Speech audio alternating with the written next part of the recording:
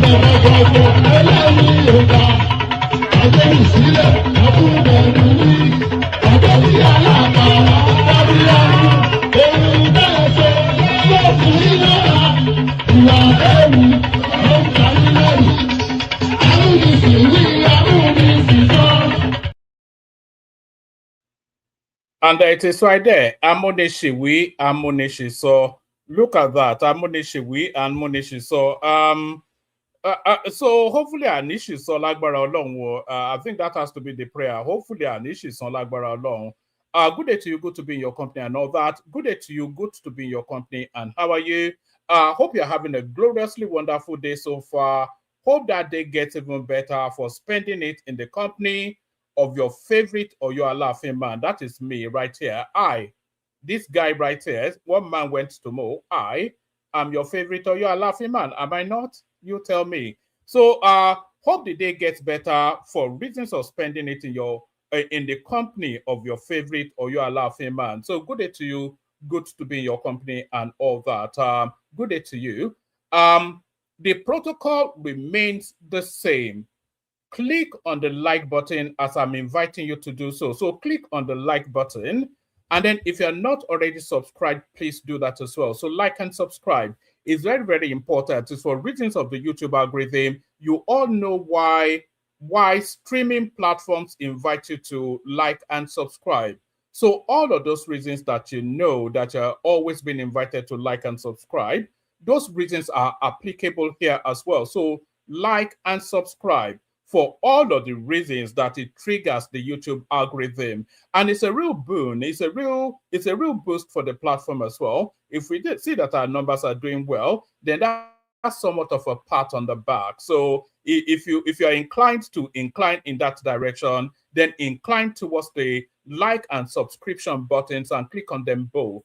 So like and subscribe. It's very, very important that you do that.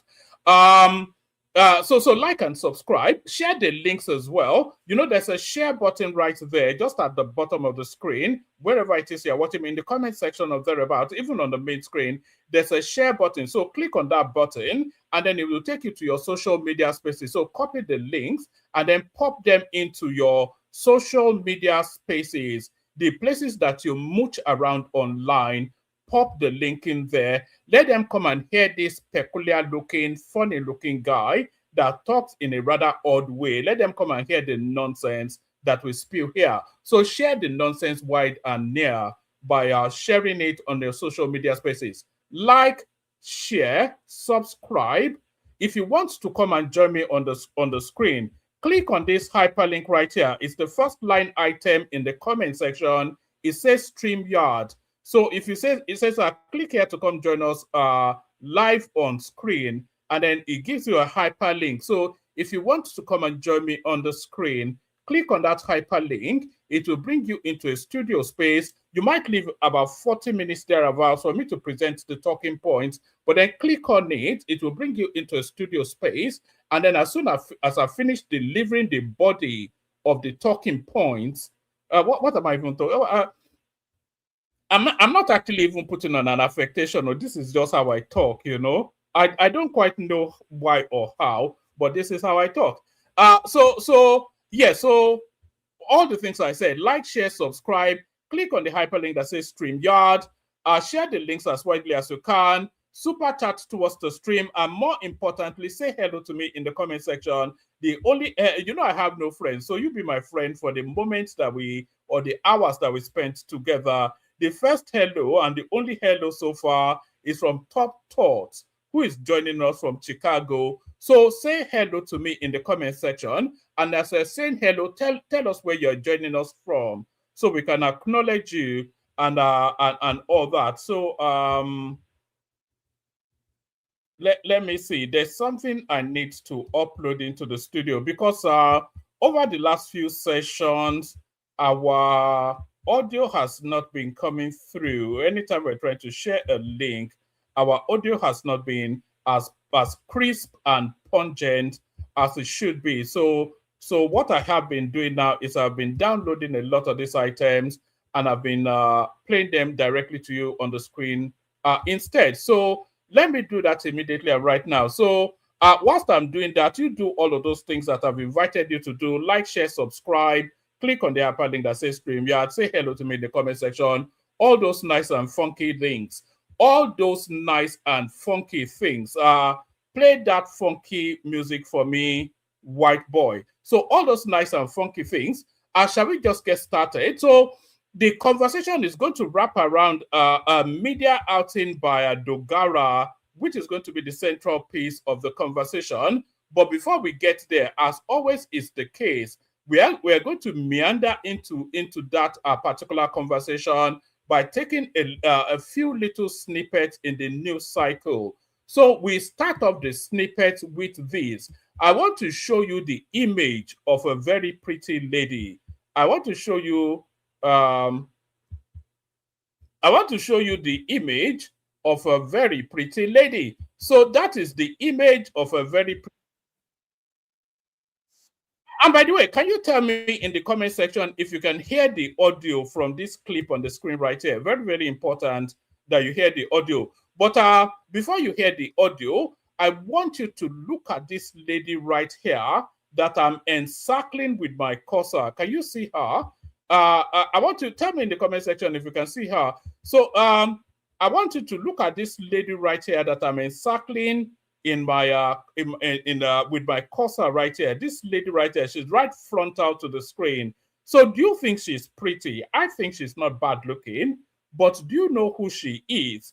Before we discover who she is, let's look at her attire first. Obviously, she's dressed in an Owambe sort of an outfit. So that one is standardized. Everybody knows that. But then look at the jewelry. So these are not costume jewelries. These are actual real gems and diamonds and gold. So if you look at the quality of the jewelry being worn by this woman, so you can see now the value of a small house there. So this jewelry set, the earrings and the necklace, they're not costume jewelries, by the way. They're real jewelries of diamonds and pearls and whatever it is, the gemstones. But the value of that ensemble, that combination, that jewelry set, the value of that in actual real dollars and cents is the value of a small house anywhere in the world. So note that. So I'll play the clip now, but that's the lady that we're looking at. I'll tell you who she is in a moment.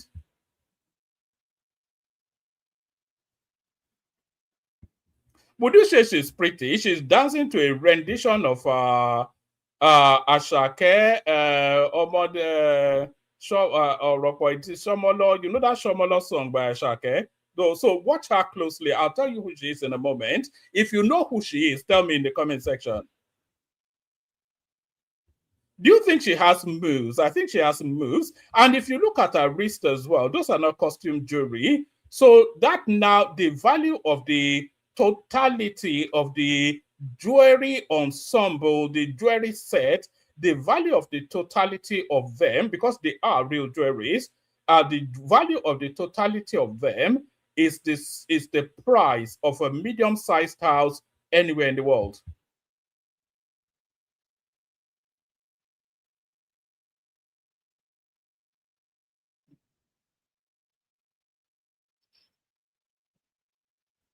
I'm waiting for you to tell me in the comment section who that is. I want you to tell me in the comment section. Oh, you can't hear it. Oh, you can't hear it. Oh, okay. Let me play it to you in the studio then. You see, this is what I feared. You know, I've been having that sort of gremlin in the, but here it is. Here it is. If you can't hear it there, you should be able to hear it here.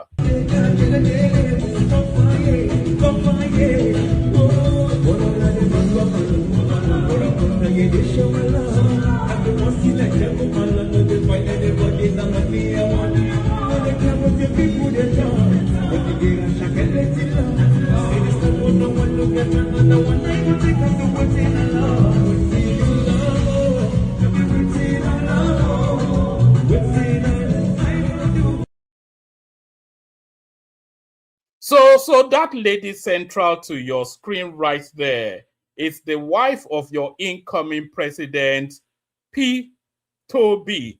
So that's the wife of Peter Obi, the same guy that I told you he has only there she is right there. I want her to be really frontal today. Yeah, there she is right there. Let's see. Yeah, there she is right there. So that lady central to your screen right there is the wife of Peter Obi, the same guy that told you that he doesn't have a shoe, or what did he tell us? He only has one shoe, or whatever nonsense. He doesn't have a house in Abuja. If he doesn't have a house in Abuja, it's not for reasons of not being able to afford one, no, because the value of the jewelry that his wife is wearing in this Owambe something is the price of any house in Abuja, just in what is assembling in jewelry alone. So that's the wife of your incoming president right there. That's Margaret Obi, the wife of P. Toby. So that's the wife of Peter Obi right there, dancing the light. You know where she is. She's in that Lagos that they keep telling us is smelling, but it looks as though it is smelling, but it seems to be. It seems as though Lagos is smelling, but it seems as though it is smelling of money. If we look at the ensemble of Peter Obi's wife right there, that's Margaret Obi right there, tripping the light, fantastic. Tripping the light, fantastic. This thing not transmitting the audio is going to be a real problem, because the central piece, what we were actually looking to discuss, is a media outing by Dogara. So I'm not quite sure if I'm pressing some button, I'm not pressing another button, or whatever it is. I'm a comedian. I'm from 1802. So all this newfangled technology thing is not for the. What do you mean no audio? Can you hear me? If you can hear me, that's the main thing. All right. I'll carry on until you tell me you cannot hear me. It says, Choma says we can hear. Ade Yemi says we cannot hear. So hopefully you can hear. In between the two, is the fact that I can see lights sparking up as I speak on my screen, which should tell me that the audio is transmitting okay. So can people let me know in the comment section if you can hear me or not? You should be able to hear me. There's no reason why you shouldn't be able to hear me. So tell me in the comment section. Otherwise, I'm speaking in a vacuum. Can you tell me? All right, I'll wait for you to tell me. Can you hear me, yes or no? I'll wait for you to tell me in the comment section if you can hear me or not.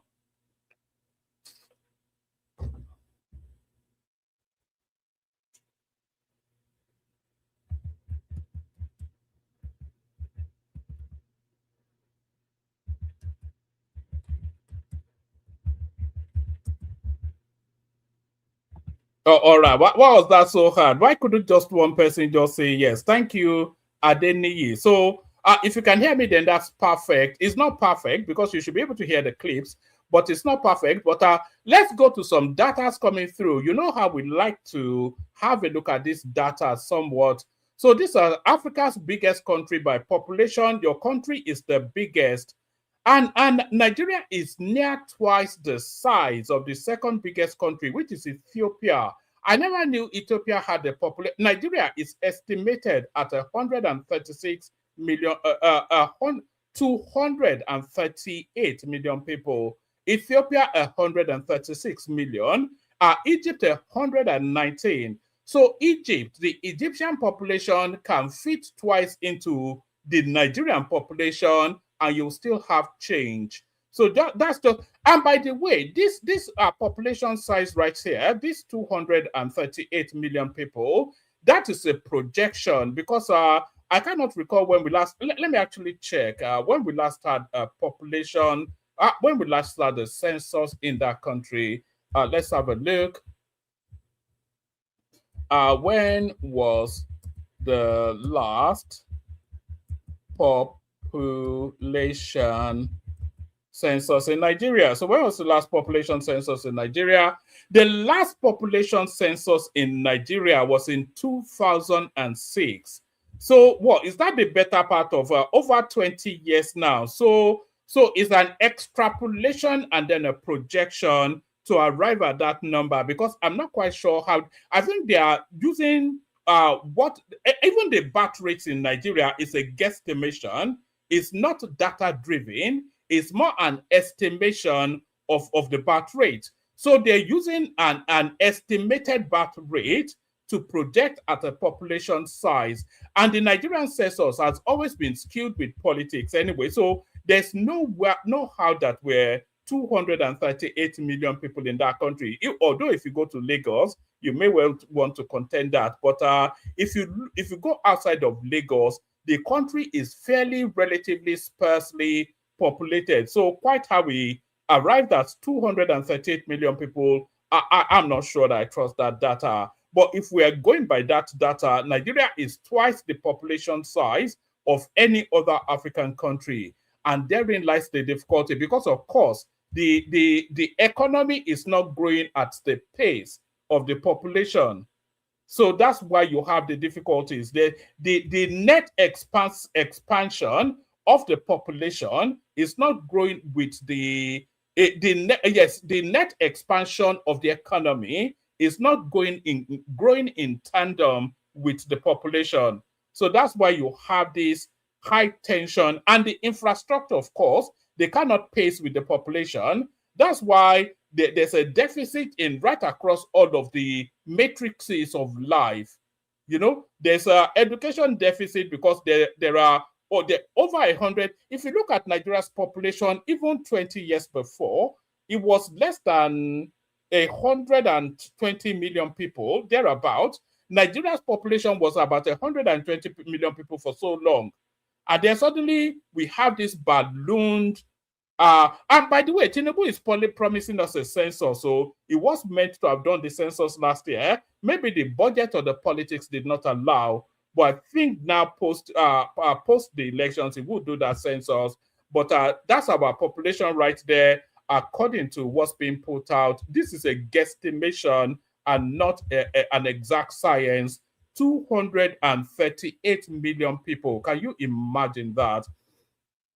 Can you imagine that for a moment? Oh, so let's go on from that to a different set of data. This is a percentage of population that speaks English. So, you know, obviously, we always want to know where Nigeria measures in all of the matrices. And English is the world's global language. It's not the most spoken language, by the way, because in terms of numbers of people speaking languages, it's probably some Chinese language or some South Asian language that's probably the most spoken. But in terms of the most important language for communication globally, right across the board, is English. So they're looking at now the countries that speak English the most. And China, they have the least amount of English speakers. Brazil, Russia, India. You'd have expected India to have more English speakers. The percentage of the population that speaks English, only 10.5% of Indians actually speak English, even though all the call centers in the world are in India. Mexico, 12.9%, is a Spanish-speaking space, so you have no expectation. 22% of Spain, Indonesia, 30%, 31% in South Africa. You would have thought South Africa was an Anglophile country, but only Egypt. There are more English speakers in Egypt than there are in South Africa. According to this data, there are more English speakers in Poland than there are in South Africa, Pakistan, Greece, and then Nigeria. 51 to 57% of Nigerians speak English. So there it is right there. But curiously, 98.3% of people of the UK, where the language that actually comes from, speak English. 98.3%. So that speaks then to the language of migration right there. The only place where 100% of the population speaks English is Gibraltar. So there it is right there. That's just a bit of nonsense information that neither adds nor removes from your life. So, but a bit of nonsense information right there. So from nonsense information to even more meaningful stuff. Let me send the link if anybody wants to come in. If somebody wants to come and keep me company, then that would be great. You know, just somebody to bounce off. So from a nonsensical piece of information that will never add or remove anything from your life to something more meaningful, President Tinubu in closed-door meeting with high-level U.S. military delegation. So, you know, Tinubu looks somewhat like a captive in this. I wonder if I can expand it. Tinubu looks somewhat like a captive in this picture. So that's Tinubu at the center right there. That's his American supervisors right there that Trump has sent in to oversight the Nigerian real estate. That's Nuhu Ribadu. That is Christopher Musa, the new now Minister of Defense. And then I don't know who these remaining three stragglers are, but that's the Americans now fully ensconced in Nigeria State House. President Tinubu in closed-door meeting with high-level U.S. military delegation. I've got a clip of Remi Tinubu speaking to all these matters as well, but I'm not quite sure if I'm able to play that to you directly since things are not playing directly now. But I do have a clip of Remi Tinubu speaking to all those matters as well. But before we get to Remi Tinubu, let me give you this this particular readout. So now, yes, President Tinubu in closed-door meeting with high-level U.S. military delegation photos. So that's the photo right there. President Bola Tinubu on Sunday received a high-level delegation from the United States led by the commander of the U.S. Africa Command, General Digvin R. Anderson, at the presidential villa in Abuja. The meeting, held at the State House, Abuja, brought together Nigeria's top military leadership, including the National Security Advisor Nuhu Ribadu and senior service chiefs. Also in attendance were senior members of the U.S. Africa Command, U.S. AFRICOM delegation, and the charge d'affaires of the U.S. Embassy in Nigeria, Keith Heffern. Confirming their engagement in a statement, the president's senior special assistant on social media, Dada Olusegun, said the discussion focused on strategic security cooperation between both countries, particularly in the context of Nigeria's ongoing fight against terrorism and transnational threats. Although details of the closed-door talks were not disclosed, the visit comes amidst heightened security collaboration between Abuja and Washington. It follows reports that the U.S. recently deployed a small contingent of troops to Nigeria on February the 3rd, making the first officially acknowledged U.S. military presence in Nigerian soil since the American airstrike targeted terrorist enclaves in the country on Christmas Day. Security analysts view the meeting as part of renewed efforts to strengthen intelligence sharing, capacity building, and joint counter-terrorism operations as Nigeria confronts persistent insurgency and regional instability across parts of the country and the wider Sahel. So it's there's no release of anything. I think we already know what the meeting will be about anyway. It's deeper collaboration between the Nigerian state and the Americans. So what concessions is Tinubu making for these collaborations? That remains to be known. But let me play. Tell me if you can hear this one now. You're not hearing the audios in the comment section, so I'm not quite sure. Let me play you this. This is Remi Tinubu now on a charm offensive in the United States, trying to schmooze the Americans to onboard them towards her husband's administration. So this is Remi Tinubu appearing on Fox News.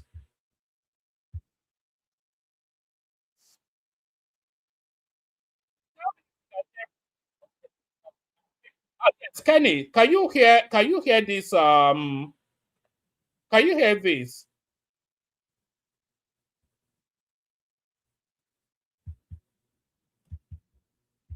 Right, can you hear it in the comment section? Otherwise, I'll play it from the studio. Let me know if you can hear Remi Tinubu.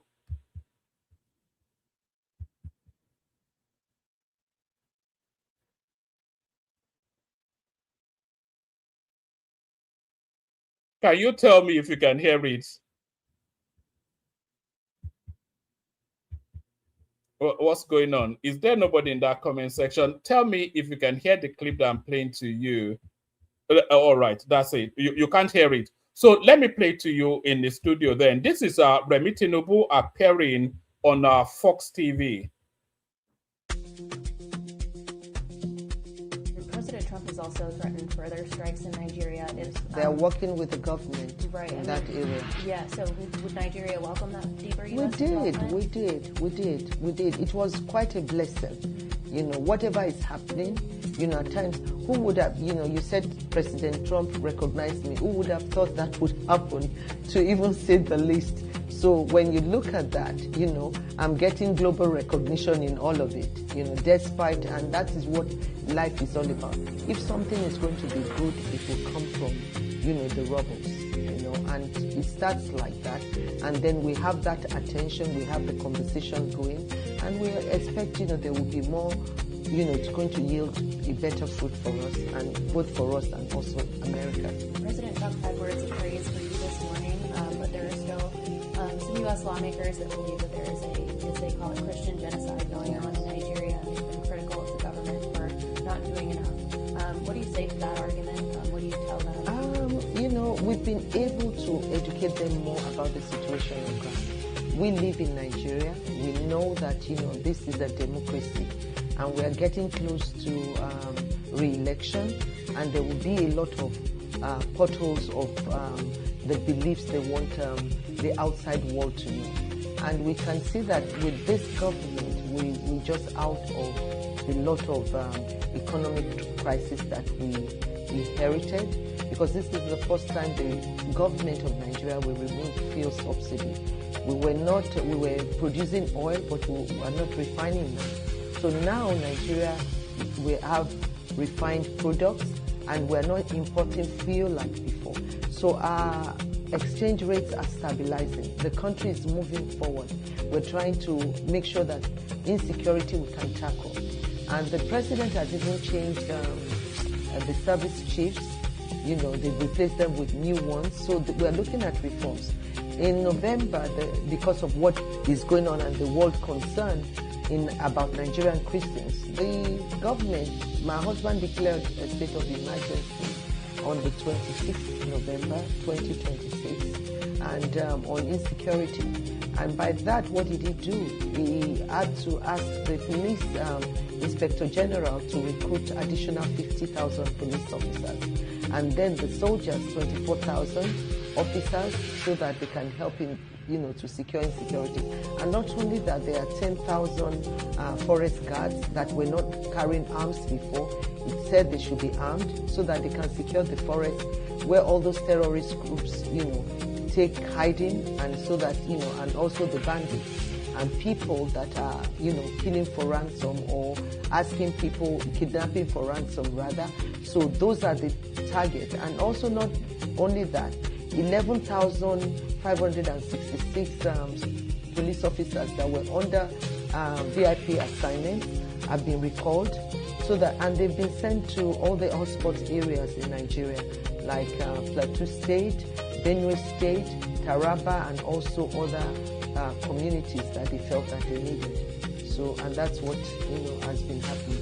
So we hear what the world is saying. We are concerned about our people's safety. Nigeria is a country that encourages freedom of religion, and which is entrenched in our constitution. And we are trying to make sure that even investors, when they come to Nigeria, because our economic growth is rising steadily, and then we want to make sure that, we can do that. And there's so much work to be done. So we are not ready to blame past administration, because when Nigeria was in the boom age, we didn't really invest well. So, and this is what, we've inherited now. We have to see what to do, and we have to partner with other countries who mean well for Nigeria, and those who can help us, making sure that our insecurity situation is dealt with.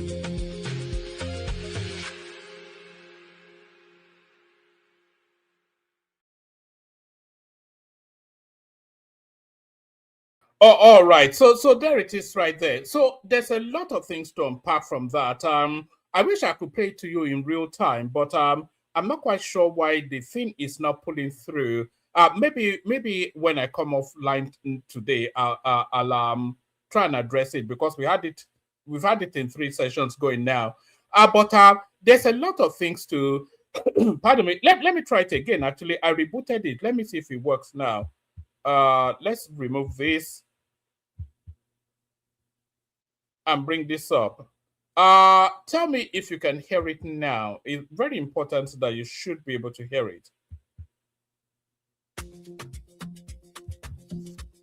President Trump has also threatened further strikes in Nigeria. They're working with the government in that area. Yeah, so would Nigeria welcome that debrief? All right. I suspect you might not still be able to hear it. All right. Whatever is happening, at times, who would have, you said President Trump recognized me. Who would have thought that would happen, to even say the least? All right. As I was saying, there's a lot of things to unpack from, firstly, what you are looking at. You can hear it now. Okay, that's brilliant. It's brilliant that you can hear it now, because it's important that you should be able to hear it. So what you are seeing now, this is, let me sit up straight. What you're hearing there is what they call a charm offensive. Do you understand? A charm offensive. CHARM, charm offensive. So that is to go out and seduce an audience with your charm and elegance. So that's what we're seeing here now. So the other thing to unpack from there, there was a time, the news broke that Nigeria commissioned a lobby group in the United States, and a lot of the opposition spaces were up in arms that, they said Nigeria spent 9-point-something million. It's actually $4-point-something million, but that's even immaterial over the course of 6 months.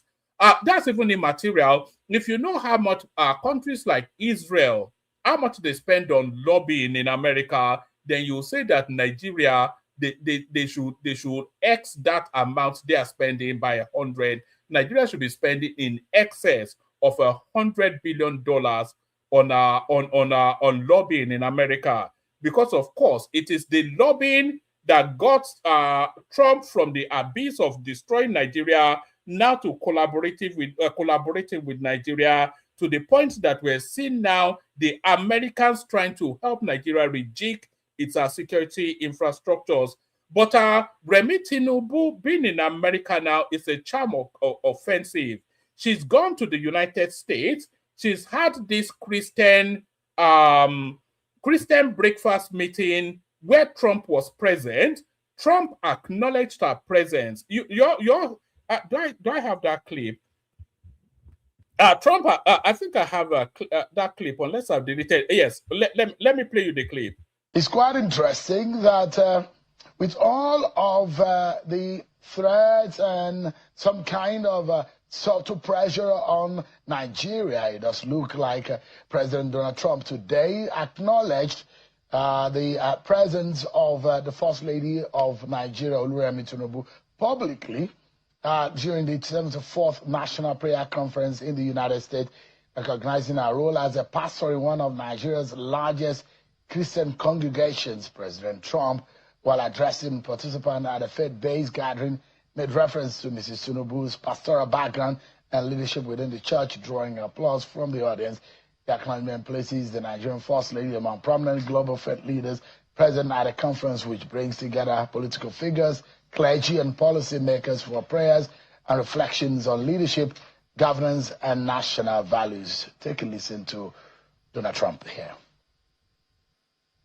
We're honored to be joined today by the First Lady of Nigeria, who also happens to serve as a Christian pastor at the largest church in Nigeria, a very respected woman. First Lady, please, where are you?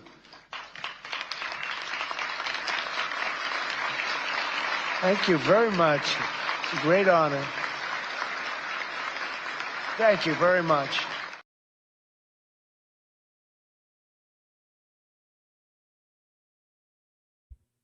All right. So now that lasted no more than 20 seconds. That was no more than 20 seconds of Trump's time. But why did Trump especially pause to acknowledge Remi Tinubu? Why? That's the question. And is it just casually? I think no matter how naive you are to politics, nobody is naive enough to just say that, oh, Trump was just looking at the crowd and then he saw Remi Tinubu and decided to acknowledge her. I don't think anybody is daft enough to think that. That's just too stupid. So why is he acknowledging her? He's acknowledging her because he had been told that she was in that studio and he was to acknowledge her. So what's led to him being told that she was in that space, in that auditorium, and then to acknowledge her? That is as a result of the lobbying that Nigeria commissioned. And that is what they call a charm offensive. So Remi Tinubu, she negotiated herself into that breakfast Christian meeting with the lobbying group already prepping the speech writers of Trump to insert an acknowledgement of Remi Tinubu's presence at that gathering. So that is the power and potency of lobbying. So that is what you are getting for the money you are spending in America. That 20 seconds is quite pungent and seminal in the relationship between Nigeria. Firstly, Remi Tinubu was saying in that conversation then with Fox TV that the acknowledgement gave her global recognition. So he singled her out for acknowledgement. That's transmitted around the world. And then the narrative, a respected woman, a Christian leader. So that narrative now transmits to counterweight the narrative that led to Trump saying he was coming to Nigeria guns are blazing. And that is what they call a charm offensive. Do you understand? So that is the value and the potency of lobbying. And that is what the $4-5 million that Nigeria is spending, that is what is buying you. It changes the narrative completely. So being a respected Christian leader is counter to being a country of particular concerns where Christians are being slaughtered. So you can't, in the same breath, acknowledge that the first lady of the country is a respected Christian preacher and still claim by that same token that the country, that the Christians in the country, are under siege. Do you see? So that is the subtle navigating of diplomacy and charm offensive through the portal of lobbying, to the point that it lands Remi Tinubu on a Fox TV pleading Nigeria's case. So that is how it works. Charm offensive. So charm offensive. So from charm offensive to something that is not at all charming, but certainly offensive, is nothing like charming, totally offensive. Nothing like charming, totally offensive. Your friend, not mine, Nnamdi Kanu. Nnamdi Kanu cancels sit at home in southeast Nigeria, calls for normal business, school resumption. So I thought he had made this call previously, but it looks as though he's re-echoing that call from his prison cell in Sokoto somewhere. Nnamdi Kanu cancels Monday sit at home in southeast Nigeria, calls for normal business, school resumption. In a statement dated February the 8th, 2026, and signed by IPOB spokesperson Imam Powerful, the group said the decision takes effect from Monday, February the 9th, which will be tomorrow or today, where I am, bringing an end to years of weekly shutdown across regions. The indigenous people of Biafra IPOB has announced the total and permanent cancellation of the Monday sit-at-home across the Southeast, saying the directive came directly from its leader, Nnamdi Kanu. In a statement dated February the 8th, 2026, and signed by IPOB spokesperson Ima Powerful, the group said the decision takes effect from Monday the 9th, 2026, bringing an end to years of weekly shutdown across the region. According to the statement, the order was issued personally by Kanu, whom the IPOB described as its supreme leader, with the intention of restoring normal economic and social life in the Southeast. This directive comes directly from Oyedudu, Mazi Nnamdi Kanu himself, who has once again staked everything on the line to ensure that our children return to. So how is it taking everything on the line to ensure that their children return to school every Monday when he was the one that was preventing them in the first instance? So he was the one that was stopping them from going to school. So why is he now taking, what risk is he taking from trying to undo the evil that he is doing? The directive comes directly from Oyedudu, Mazi Nnamdi Kanu, who has once again staked everything on the line to ensure that our children return to school every Monday and that our people go about their lawful businesses without fear, intimidation, or molestation, the statement said. IPOB stressed that the sit-at, and by the way, please, can we see numbers going up? We're not seeing new subscribers, and we're not seeing the like buttons go up. Like and subscribe, that's the least you can do. I mean, that's at no cost. I'm not even quibbling you about the super chats or not, but please like and subscribe now. Let the numbers go up. Please like and subscribe. IPOB stressed that the sit-at-home order is no longer in force and warned against any attempt to continue its enforcement. There is no need, excuse, or justification for anyone to stay at home on Mondays, the statement declared. All markets, schools, offices, transport services, and economic activities must resume fully and normally from tomorrow. This is the clear and unequivocal order of the supreme leader of IPOB. The group added that anyone claiming uncertainty over Kanu's position should seek direct confirmation. Anyone in doubt should visit Sokoto Correctional Center to confirm with him. We can no longer hide under Oyedudu. Cannot be reached to confirm, to persist with our recalcitrance or docility.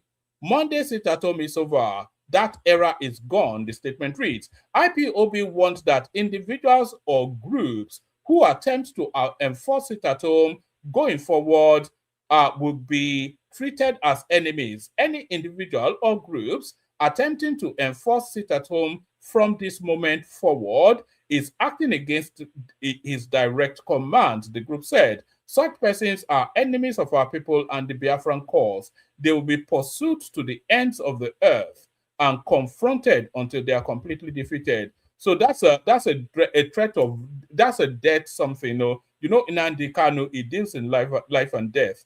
The statement also cautioned against what it described as possible false flag operations aimed at creating fear. We are aware that enemies of Biafra may attempt false flag operations designed to create fear, stage attacks, or intimidate our people into staying indoors, the statement said, urging residents to remain vigilant, calm, and law-abiding. So, vigilant, calm, and law-abiding it's just the most ridiculous of people. Hold on. All right, we carry on. I think somebody sent something to me that may come into our conversations at some point. So I'm not seeing numbers going up, or can you people push numbers up? So let's see how the directive is being received on the floor. So I told you that is from the sublime today. This, just look at this set of people and tell me if these are people that you can take seriously. These are clowns with guns. So Nnamdi Kanu's directive now, this is how it's translating now to his foot soldiers in the woods. Tell me if you can hear this. Good morning, good afternoon, good evening, dear friends all over the world. Today is 7th of February. Tell me in the comment section if you can hear this information. Tell me if you can hear it. Is coming from the table of triple general. This is coming from the table of Adibu Dabada. It's coming from the Jabidi Jabada. You know, this is these people are clowns with guns, though. That's what makes it tragic. It's coming from the table of triple general. Dibu Dabada. Igwe Botoso. Igwe Dososo. And the Major General Gentle the Yahoo. And I thought that Gentle the Yahoo has been removed from commission. Can you people hear it, by the way? Let me know in the comment section. You know, I can hear it from the studio, but I'm not sure. Hopefully it's transmitting through. I thought that Gentle the Yahoo had been removed from circulation, but apparently, allegedly, is still there somewhere, paying people in the southeast. All the 40 state commanders in Biafra land. As the information reaching to my table to inform all Biafrans, order from the highest command of the Biafra Restoration Movement, Onyendu Mazi Nnamdi Kanu, has reached us that Monday sit at home is cancelled from today. Sit at home is a voluntarily and will not be enforced henceforth. Last Monday, sit at home, February, 2nd of February, sit at home was a one-off event due to the Soludo's stupidity and will not happen again. Onitsha traders and Onitsha traders are Biafrans, and our children must return to school on Mondays, as commanded by our able leader, Mazi Nnamdi Kanu. Our job as guidance of Biafra land is to keep away Fulani terrorists from our land. That is the task our supreme leader, Mazi Nnamdi Kanu, gives us. And we must... On what authority has Nnamdi Kanu armed these people and requested that they keep the Fulanis out of the forest of the southeast? On what authority? You know, what law backs that? You know, are we operating some sort of banana republic when some witless wonder can just gather guns and claim he's defending a land? So this is why the guy is in prison now. He has no concept of these things. It's just ludicrous. It's beyond silly. But there it is right there, the comical space that is the IPOB space. It's just like they're like comedians, but they carry guns. That's just the tragedy of it. If they didn't have guns, you just point and laugh at them and move on. To follow it to the letter. No enforcement. All right. So that's enough of that. So that's Nnamdi Kanu. You know, he had attempted this canceling the sit at home once before, but Simon Ekpa shut it down. He told him that no, I will continue the sit at home. That was when Simon Ekpa was trying to wrestle the golden fleece that I was going to say shit's money. It was that was when Simon Ekpa was trying to rescue the money-making organization that is IPOB from Nnamdi Kanu's hands. So let's go on from that to this, actually. Let's go to this. In Washington, D.C., the annual, I think the 74th annual National Prayer Summit. It's normally hosted by the U.S. government and often addressed by the sitting U.S. president. All right, this is the central piece. This is what's led us to this is where the headline comes from. So we're going to watch a few minutes of this, and then we'll send the link again and try and tease people into the platform. The First Lady. I want you to tell us, what happened in that room, because you were also there. Okay. First of all, some housekeeping rules. I think I want to caution that we shouldn't be reading too much into this. Some of us were invited by, I think, the U.S. Congress that hosts the National Prayer Breakfast. And by the way, this guy is one of the threats to what's this called? Kashim Shettima's post. This is Dogara right here. He's a Christian northerner, and there's a lot of pressure on Tinubu to jettison Shettima and balance his ticket. So if he jettisons Shettima, then this is one of the prime names that they're looking at as a replacement. The prospects of him jettisoning Shettima are quite remote, but if he does jettison Shettima, this guy Dogara right here is a front liner to replace Shettima. I remember this is not the first time I've been invited for the prayer breakfast. When I was speaker, I was invited a couple of times. Unfortunately, the nature of my official responsibilities then didn't allow me to attend any, though I did send representatives.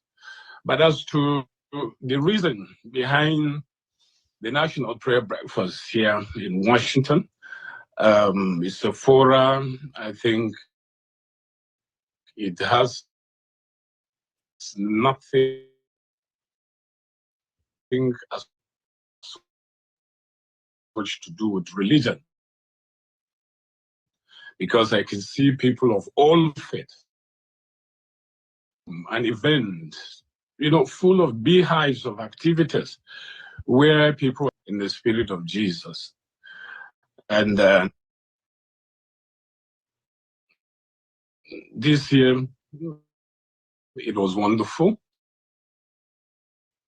And I must also say that as part of the housekeeping rules, we were not official delegations of the Nigerian government. So we presented, and the event were from issues recognizing the First Lady. There were side events, there were meetings with high-ranking government officials and some of the members of Congress, some at Capitol Hill. I remember attending quite a lot.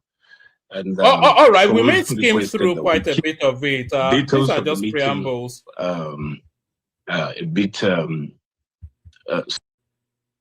actively deal with this. So you can see that what is affecting the response, really.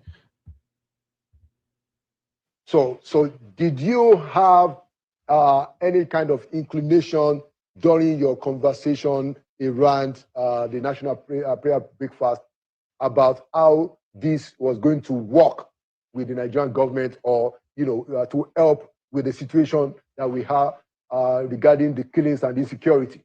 Well, I can tell you this one for free, that the very day that statement was put forward by the American government was the day we were told at the Capitol Hill that that is what has been done, the measure that has been taken by the U.S. government, but subject to further discussion with the Nigerian authorities. Now, I've followed discussions at home, and some of them even by professors who should actually know better. I believe that some comments are based on misjudgment or misreading of the international order. The international order right now, my brother, has collapsed. And the truth is that, as it is said, I don't know who said that statement, that we are at the point now in history where you are either at the table or you are on the menu. And to be very frank, I don't think even being at the table is a guarantee for you not to be on the menu. I don't think so. So for me, I have even had to refresh. Please take note of what is said there. So the international order has recalibrated to a space now that you are either at the table or on the menu. So understand that, because that's a metaphor. That's an idiom. That's a parable right there for you to unravel. So the and I think there was a conference that took place in was it Qatar, where Tucker Carlson was moderating, and there were three African leaders that were on the panel. He was interacting with them and all that. And one of them told him in the back and forth in the questions and answers, one of them told him that, look, what the international norms now, the laws that binds and guides international relationship has been jettisoned now, and we're now in new uncharted territory. And that is what Dogara is also saying there now. So you are either at the table or on the menu. So we're in a kill or be killed phase in global affairs. This is the sort of politics that Donald Trump is propelling. We're at a kill or be killed. You are either a victim or an aggressor. So there's no middle ground anymore. There's nothing that binds you. Trump is trying to dismantle the United Nations and create another entity to replace it. Is already almost in the process of dismantling NATO and all of these things. So we're in uncharted territory now, and that is essentially what Dogara is telling you now, that you're either at the table, you are either sitting at the table to feast on a meal, or you are at that same table being the meal to be feasted on. That's what he's saying.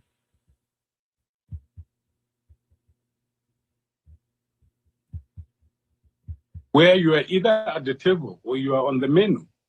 And to be very frank, I don't think even being at the table is a guarantee for you not to be on the menu.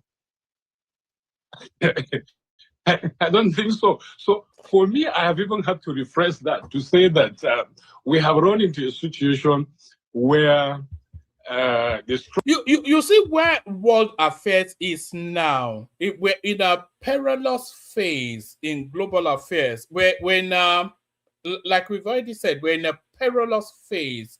We're in uncharted territory, and you need somebody that has dexterity and guile to be able to navigate that space.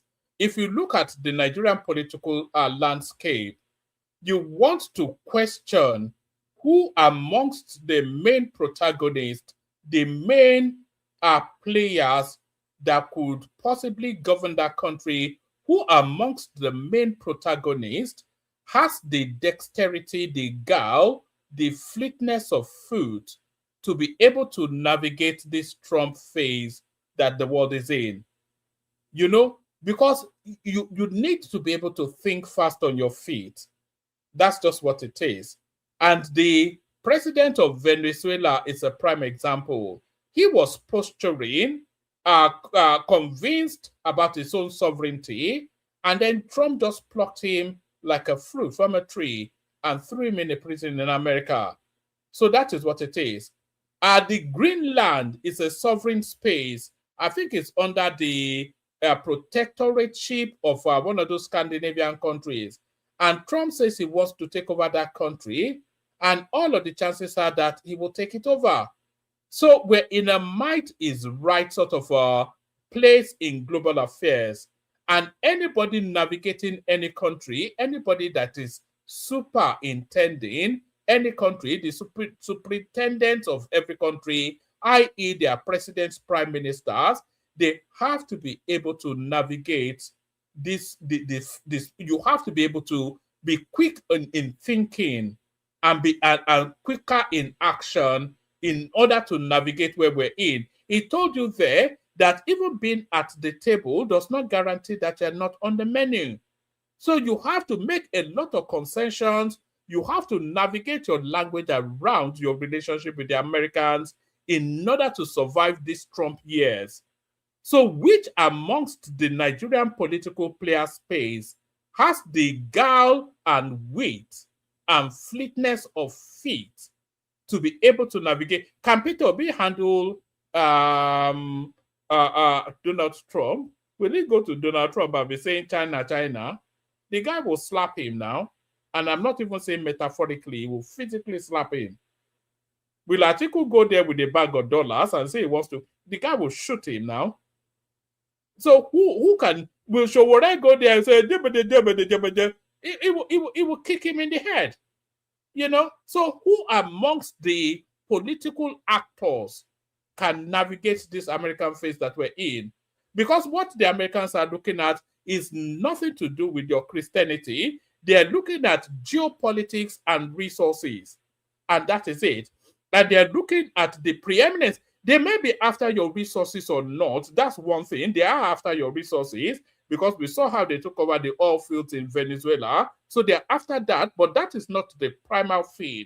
They're also after preventing your resources getting into the hands of their rivals, i.e. primarily China. So not only do they want your resources, they also don't want your resources to go to China. So that's the counterweighting that is going on.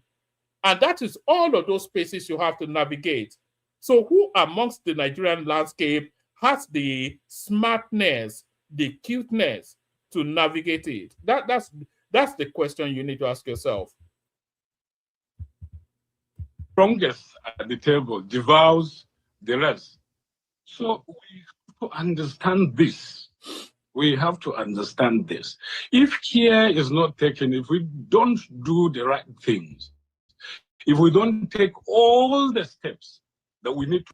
And by the way, guys, can we see numbers going up? I think we've only had about 3 new subscribers in the course of, and nobody's clicking on the like. So click on like and subscribe if you would, please. If it doesn't offend you in any way, then please do that. If it doesn't make you viscerally recoil at the idea of doing it, then do it.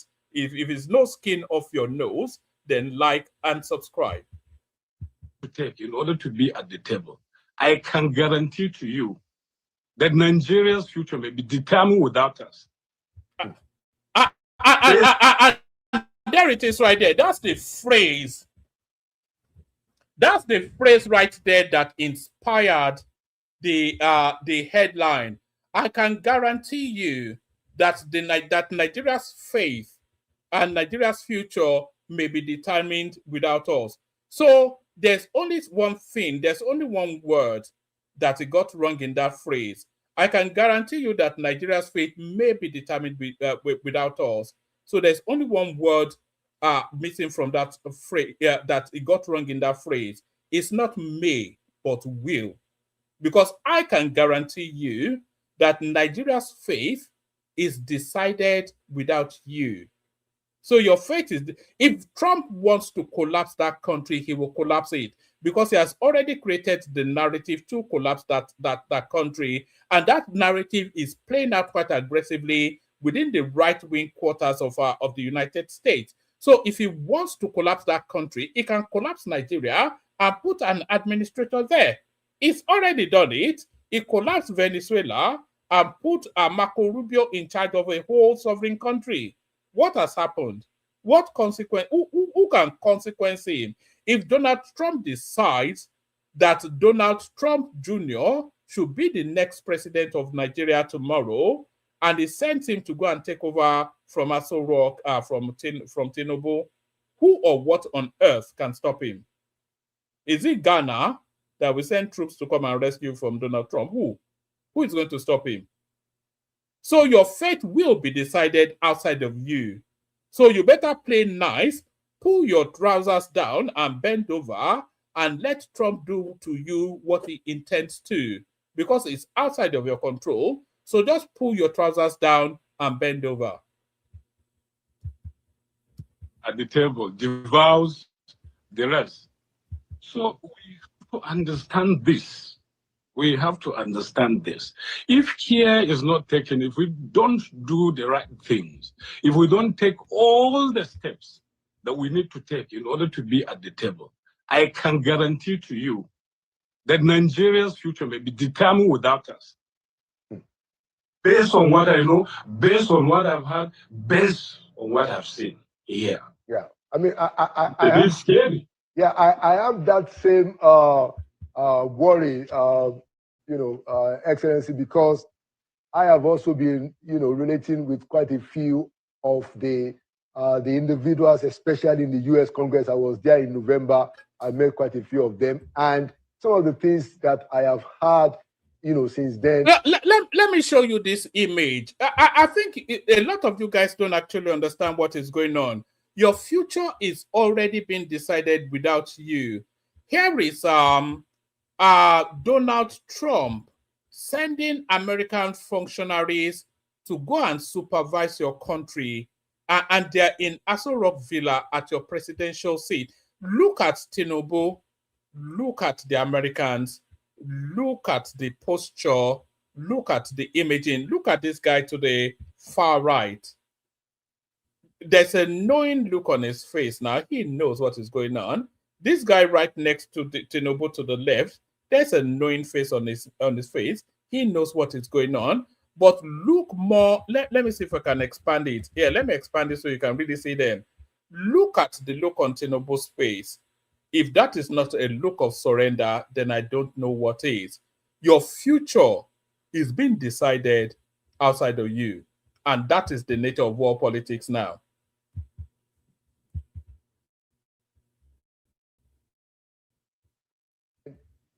Is pointing very clearly that the Americans and the American government, they are going to take an interest, my brother, in what happens in 2027. Did you get that sense in your interaction in the past 1 week? Well, I think it will be more than a passing interest. Like I told you, the concern is that they can't allow Nigeria to go down, because if Nigeria goes down, they say the ripple effects will be something that can actually change the way presently Africa works. So it is all in their own collective self-enlightened interest to ensure that something is done. And they may not come out clearly to tell you that they will take more than a passing interest at the 2027 forthcoming election. But from what I gather, the body languages seen. So the Americans are taking more than a passing interest in the 2027 election. So let's just be clear on that. If you don't understand that, then please just leave this platform. Don't listen anymore. I don't want your viewership because you're too dumb for this conversation. If you don't understand that the Americans will take more than a passing interest in the elections taking place in Nigeria next year, if you don't understand that, and you don't have your reasons why, your reasons may be right or wrong, but if you don't understand that the Americans, especially Donald Trump administration, they are going to be one of the, if not the deciding factor on who governs or continues to govern Nigeria in 2027 going forward.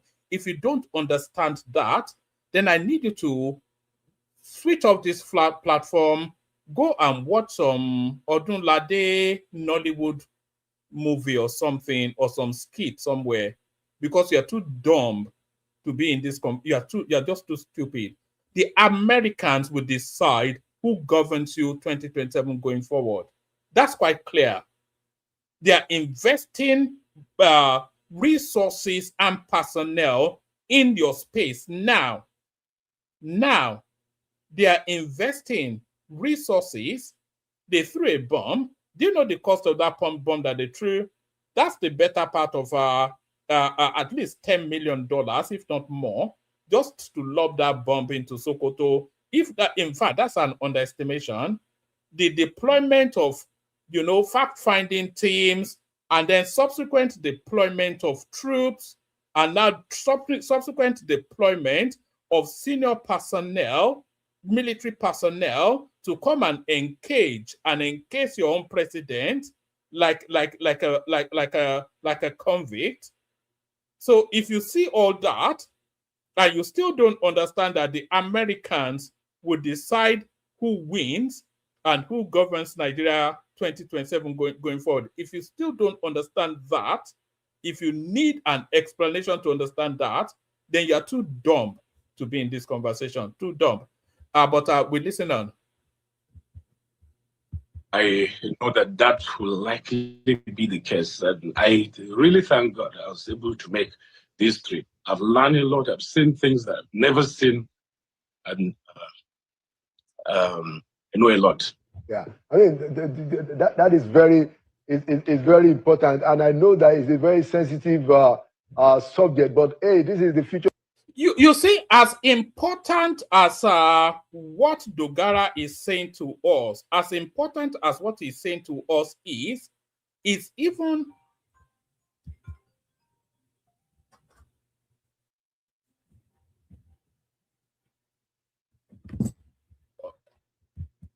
hold on, I think I'm being too loud. Listen on.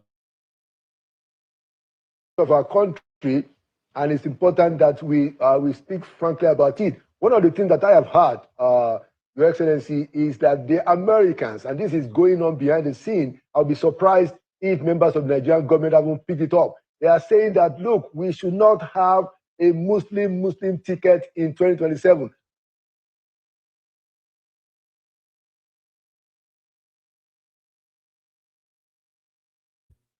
So sorry, I was being a bit shouty. I was being cautioned by my household. So as important as what Dogara is saying, equally more important is what he's not saying. Do you understand? As important as what he's saying, is equally more important what he's not saying. I was able to make this trip. I've learned a lot. I've seen things that I've never seen, and I know a lot.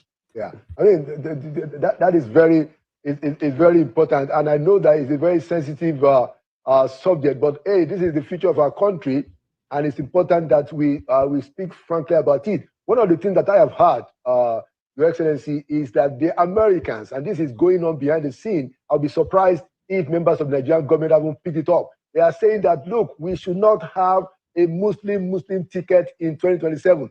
I have heard that clearly from congressmen, members of the Congress. Have you picked up that kind of? All right. So that's a feast right there to Dogara. That's a feast right there to Dogara, because Dogara, of course, is one of the likely replacements for Shettima. He being a Christian, so is serving him up for him to present himself as an alternative to Dogara. So that's a feast to Dogara right there. Of sentiments among the Americans, in this your visit? Honestly, I haven't had a direct reference to that, but I have met some of the leaders of the Fed community who have said that they would prefer Nigeria to be organized in such a way that everybody feels a sense of belonging. And but nobody has made direct reference to the issue of Muslim ticket while I was here. So, well, that may be a matter of conjecture if you read from some of the discussions, but there has been no direct reference to that. But they say that Nigeria working very well, having all the interests in Nigeria represented, and then Nigeria prospering will be in best interest of the United States. In fact, there were even forums where I pointed at the fact that, look, we have helped to carry American water even when it comes to our relationship in Africa. If you remember, we fought the Liberian War, we fought the Sierra Leonean War, not because Nigeria really wanted to do that, not because there was anything in terms of economic benefits that were accrued to Nigeria, but just because America wanted democracy to be enshrined in those countries. And strangely, it was even a military junta that was in charge in Nigeria. But yes, we had a military government, yet we were fighting on behalf of America to install democracy in those countries. So I said that working together, we have achieved great things in the past. And doing so in the future, we will definitely achieve more. But there's need for us to calm down first understand the situations as they are, and so they will be able to apply wisdom in dealing with it. And I think that there are a number of people across Nigeria and even some part of Africa talking on behalf of Nigeria. That was what I was able to gather. There's need for us to be a bit patriotic and to think our voice, so that when we come here, we don't speak in discordant tones. We should be able to say clearly, this is what the situation is in Nigeria. This is what we want. But the Nigerian narrative to the United States is discordant, as he just he hinted that it shouldn't be. It's discordant because you have elements buying lobbyists to paint Nigeria bad. You have Nigerian elements buying lobbyists in the United States. There's a group called AVID, American Veterans of Igbo Descent. They're the ones that propelled this narrative of a Christian genocide, that the government had to go and buy lobbyists to counterweight. So you have Nigerian elements making subversive narratives, coloring the country bad in the United States. So there's already discord in a narrative with the Americans and the interactions. Can we see the likes and the subscriptions going up? Please like and subscribe. We're getting towards the end of it. If you want to come in. The link is in the comment section. From America. And if our voices are united, we might be able to get the result, and that should be done very soon. Okay, thank you so much for that. So I was just going to ask you about that, because I know that there are several Nigerian groups in the United States, including the Save Nigeria group, that have been campaigning even before President Trump designated Nigeria as a country of particular concern. And even after that, they've been involved in congressional meetings and sessions, pushing, even for other American posture, because they believe that the Nigerian government is not doing enough. Did you interact with some of them? Were you able to meet with some of them while you were at this prayer breakfast? Because I know that some of them also attended the prayer summit. Honestly, it will surprise you to know that there are some Nigerians here whose reach into the inner recesses of America really surprised me. And honestly speaking, we have not carried them along in trying to make a case to the government of the United States. And I think you've raised quite an important issue. There's need for us to... This guy has to understand, Yakubu Dogara, he has to understand that those people are not wanting to be carried along. These are groups that that the host just described. They are an amalgamation, they are an amalgama of hypobians and obedience. So this group that are propelling a particular narrative in the United States, that Yakubu Dogara is telling us that he was surprised just how deeply into the American system they can reach. These people, they're an amalgamation. They're coming together. They're a mesh. They are a Siamese twins of the head to the left is IPOB, the head to the left to the right is obedience. So they have no interest in working along with the Tinubu administration. No, they have only two wants. They have their Biafra nation, which they don't really want, or they get their own kinsman as a president, which is highly unlikely. So with those two scenarios, if it's not achievable, then they want the decimation of that country, a complete destruction, so that from the ashes, it can then rise what they will. So working in tandem with them is not a possibility. Never going to happen. To sit with Nigerians in diaspora to be able to agree. I sincerely believe that most of them are patriotic, and they're doing that in the interest of the country. I have pictures of so many of them. I've seen some personally, individually, and some maybe in sittings of dinner or lunch. Critical people who have access to the men, as we say in Nigeria, of timber and caliber, both in the executive and vote in the Congress, sorry. And I've seen that one call to some of the congressional members that we think are up there, and they pick it. And these are Nigerians. So we need to put them together. There has to be if you like it, maybe even a one-day summit with Nigerians, key Nigerians leaders in the diaspora, for us to really articulate our position and to get them to support our position, our government position, in making a case to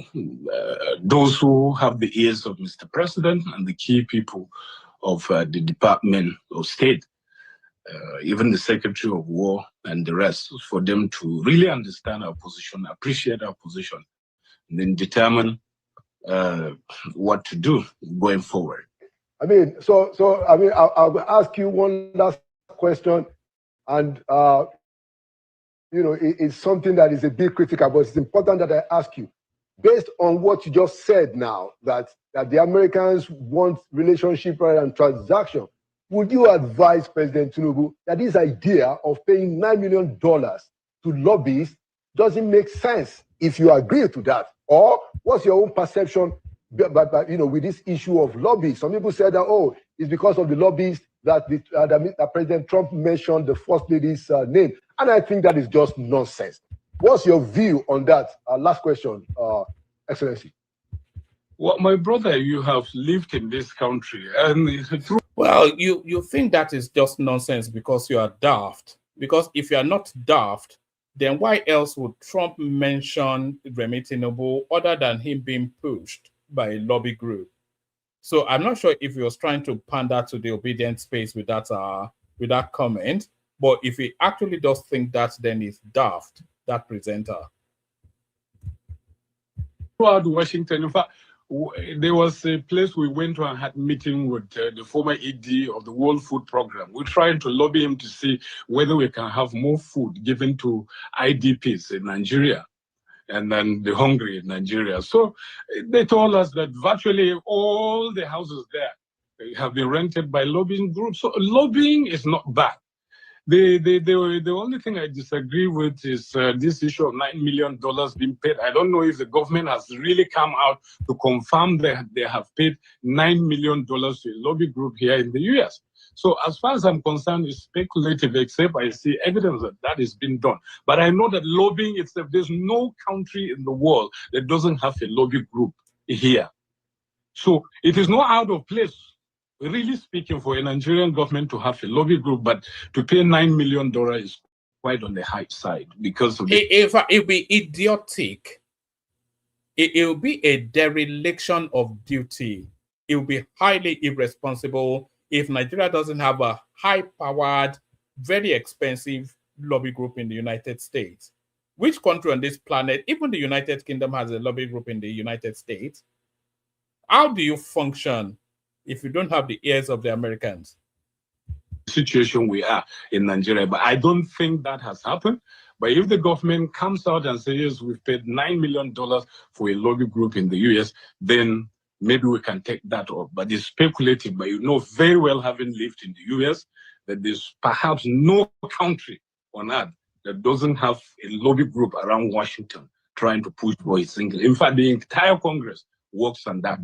Yeah. Well, I mean, the reason why I asked that is because some of those Nigerians that are based in the US that you have met with, they feel pain that they are there in the US. The Nigerian government is not making use of them. And here we are. We have information and evidence in the US State Department where they must release the information that the federal government was paying that money. So they felt that, look, we are here not using us, and they are paying just some happy-go-lucky American friends of mine, $60,000. That happy-go-lucky American friend is what has recalibrated the Nigerian relationship with the Trump administration from a negative to a positive. This guy, it must be, this used to be Yemi Oshibanjo's spokesperson. Is this not Laulu Akonde? That is Laulu Akonde, isn't he? Talking like some greenhorn that doesn't know what's going on. $1,000 every month. It's just very stark, honorable. But I appreciate your comments, and if you have any last word before I go. No, nothing much to add. I think we have covered the ground, but just to say that Nigeria is a work in progress. And I reminded them here that no nation is perfect, including this one where I'm speaking from. And they have said it with their own mouth, that is, they are striving towards perfection always. And I said, look at, Nigeria has been in existence for how many years? America has been there for over 200 years. So we should be given some latitude to push through. And in terms of auditioning to replace Kashim Shettima, I think Dogara has done excellently well. So in terms of auditioning to replace Shettima, I think Dogara has done excellently well. So that's the session. I played the Kegite music. The link is in the comment section for whoever wants to share thoughts on what you've just heard. Water, only water, where they see ma. Water, oh yes, you go for me, water, water, water, water, water, water, water, water, water, water. Water, only water, where they see ma. Hapa oh naido. Hapa oh naido. Hapa you don't come oh.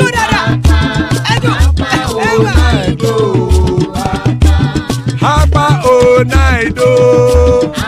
Hapa oh naido. Oro kẹ̀kẹ́ ẹlẹ́mù yé o. Ilé sọ́dí kẹ̀kẹ́ rẹ̀ ẹlẹ́mù rẹ̀ o. Bobby master kẹ̀kẹ́ rẹ̀ ẹlẹ́mù rẹ̀ o. Chifu Faila ti kẹ̀kẹ́ rẹ̀ ẹlẹ́mù rẹ̀ o. Eruku lẹ̀lẹ̀ ẹlẹ́mù dé. Eruku lẹ̀lẹ̀ ẹgbẹ́ ẹlẹ́mù dòdò jàre o. Eruku lẹ̀lẹ̀ Ghana ti dé ẹgbẹ́ bọ́dì o. Ọmọ ẹlẹ́yẹ ẹ̀yẹ o ó dilé o. Odúyẹ̀lá ẹ̀yẹ o ó dilé o. Petrosonana ẹ̀yẹ o ó dilé o. Petrosodunke ẹ̀yẹ rẹ̀ ó dilé o. Ẹlẹ́kọ̀ ọ̀run mú ìní o.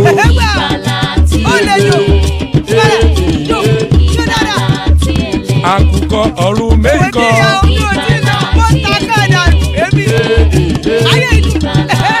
Ikú kò ní ríwà gbéṣe o.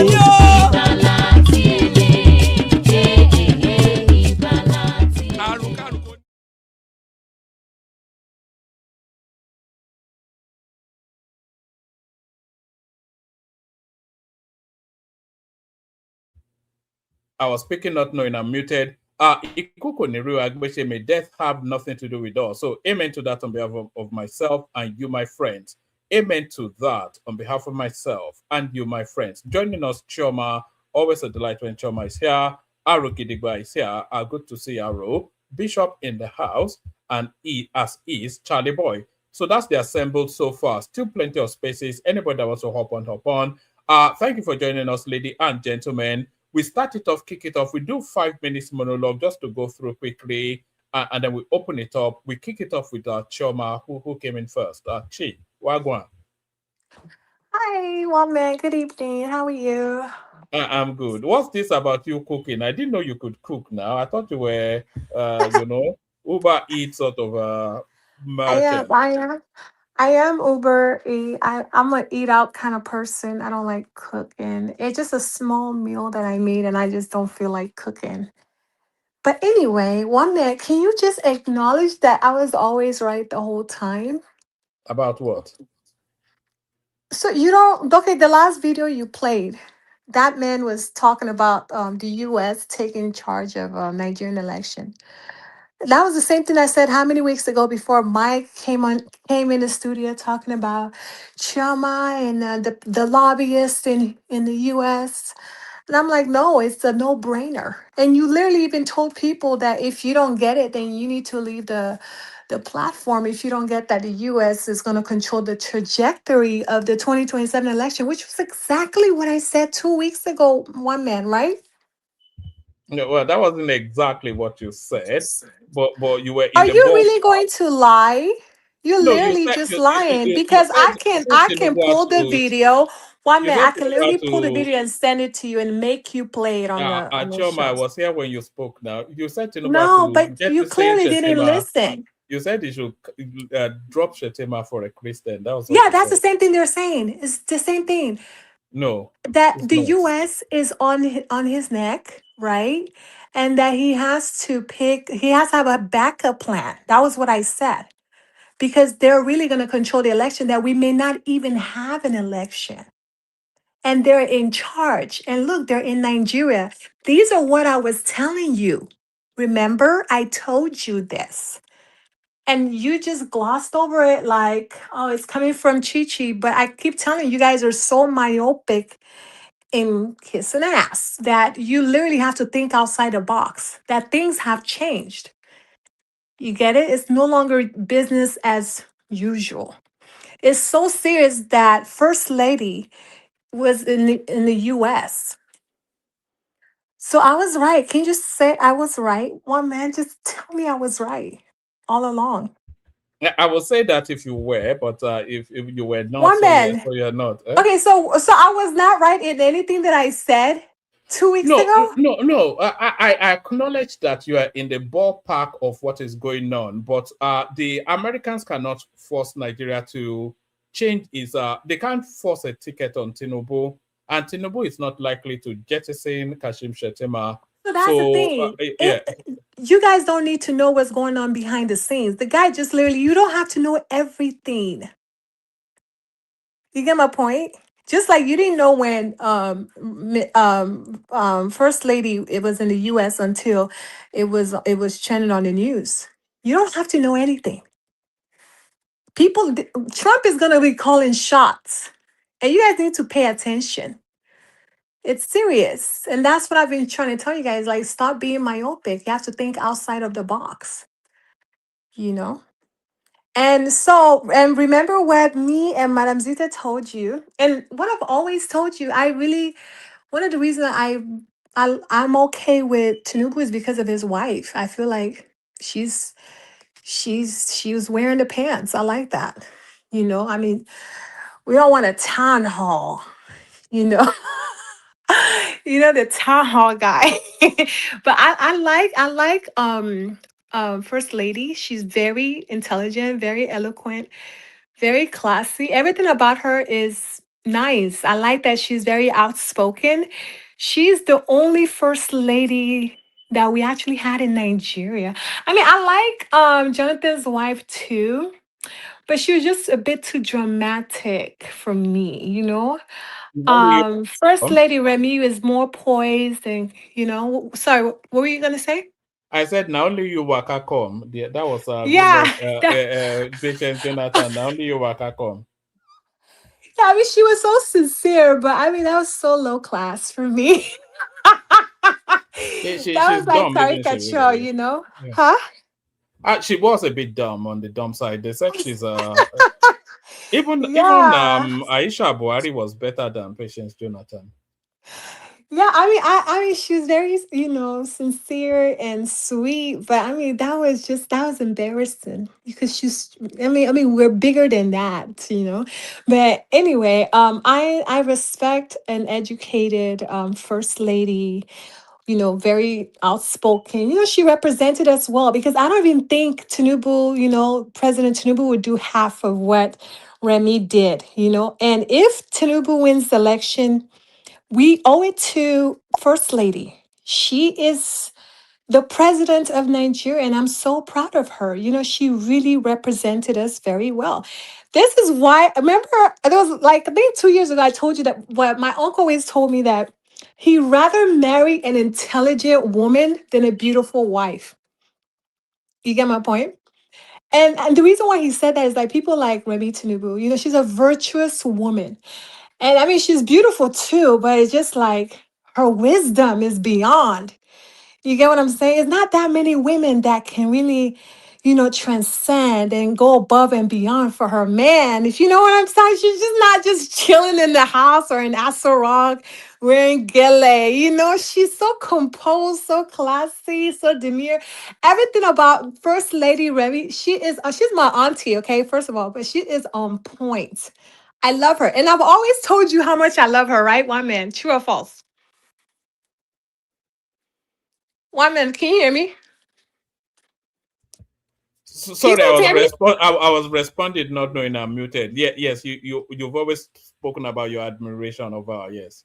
Yes, that like if anything, Tinubu got right was his wife.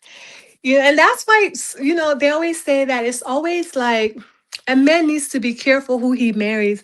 And as a woman, I'm telling you guys this, you need because a woman can make you or break you. Trust me, we are a powerful force. And when we're ready to break you, we'll break you to the T in pieces. And when we want to like make you, we will upgrade you on every level. I mean, Tinubu has been upgraded, because of his wife. And of course, Trump had to acknowledge her because she's first lady, and I think Tinubu should be proud that, he has a wife like Remy. She can speak for him. We don't need him having communications with Trump on that level, talking about a town hall, a townhouse, different from blah, blah, blah. Bulava. From the Bala Blue.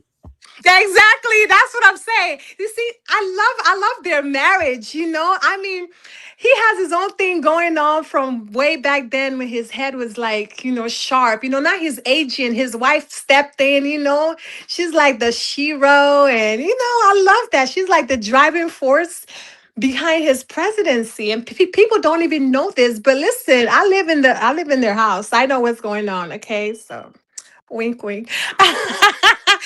But yeah, I'm just proud of her. I'm so proud of her. But everything I said about the election is real. And I told you guys this. Even if you don't want to acknowledge it because it's coming from Chichi, it's on y'all. I'm telling you, Trump is in charge.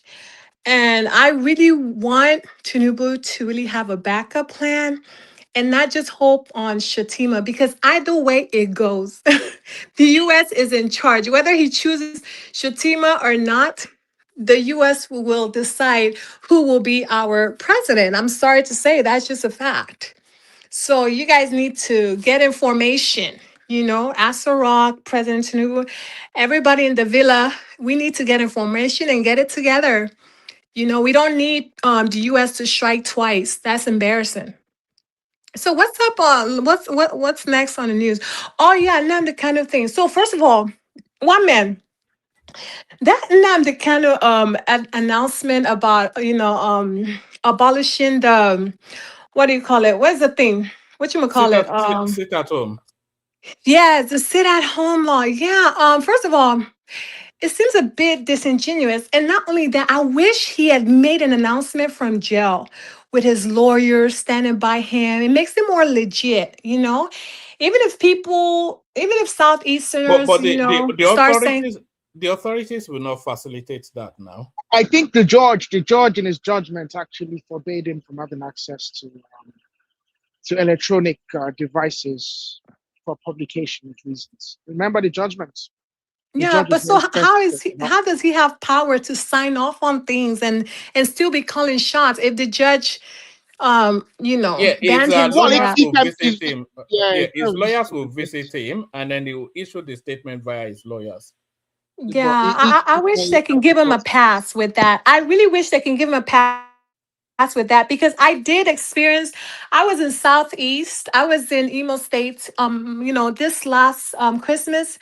Let's say in Imo States, like let's say Wednesday or Tuesday, right? And I wanted to leave the following Monday because I want to stay till the whole celebration is over and have a good time and just like rest, because I'm in my villa, I'm home with family. But I'm like, I have to book my flight on a Sunday because I don't want to be I don't want to experience this sit at home shenanigans because I like to eat out. I don't want to feel like a prisoner in my own town because I've never experienced sit at home since I left the U.S. I mean, since I left to the US. So it's just like a brand new thing to me. So that whole sit at home shenanigan really made me change my flight. I normally don't like to leave anywhere on a But Sunday. I literally book Choma, my flight so I don't Choma, have to experience. Sorry, yeah? yeah, but this is how it affects. So that is just a macrocosm of the experience in the Southeast. So people are having to rearrange their lives around Hmm. that sit at home.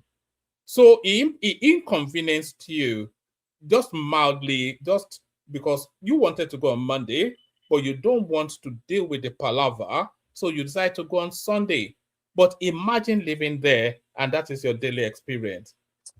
I know it's not fun, and I mean I'm sure those you guys it's not fun. Those akara sellers or plantain sellers they're gonna be missing some coins, so You I know, don't like that. there are a lot of daily bread people in Nigeria Of that course.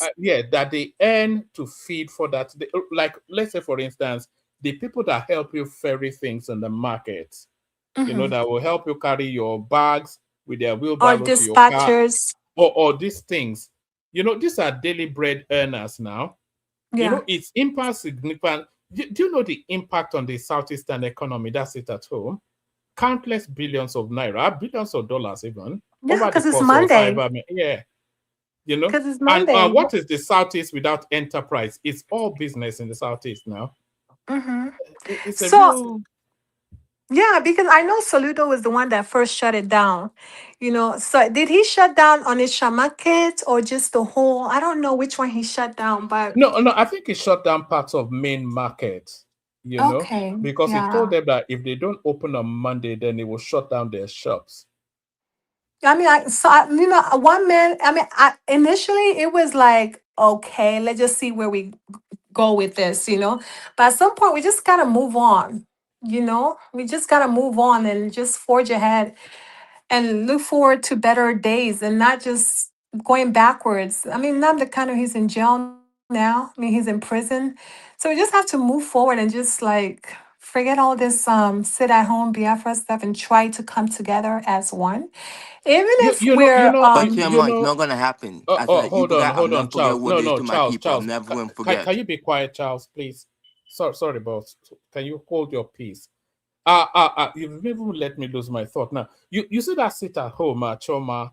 mhm, It's actually not actually done anything. So they did it for about 4 years. They are putting a stop to it now, but nothing. It achieved nothing. Nothing changed. Not a single change. Not a except single for thing more death. except for more debt and loss of income for a lot of people. So it impacted nothing. It's not progressed Biafra. There's no ongoing conversation between the Nigerian state and and the prospects of a Biafra. They've not released Nnamdi Kanu. In fact, they've sentenced him to life. They've not released Simon Ekpa. They've sentenced him to 7 years. So all those 4 years thereabout, not a single thing was achieved. Not one. Yeah. So I mean, it's one of those things. But I mean, I see where I see every part of the whole Biafra. I see every significant point, but it's just at this point, it's just not possible. You know, I think like some Igbos, most Igbos, not even some, most Igbos have moved on. Everybody is worried about their pockets, their livelihood, their family, their immediate family at this point. I'm not really worried about fighting no cause. I'm sorry, one man.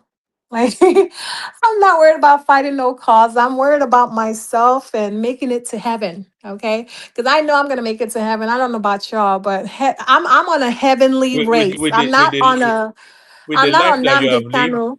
with the life that you have lived, Yeah, Choma, are you I'm sure? living a great life. I've cursed out some people, but that's not gonna stop me from making it to heaven. Some people needed to be cursed out for sure, but All I'm right. still gonna make it to heaven. All right. Give us about 2 more minutes, Choma, and then we'll move it around.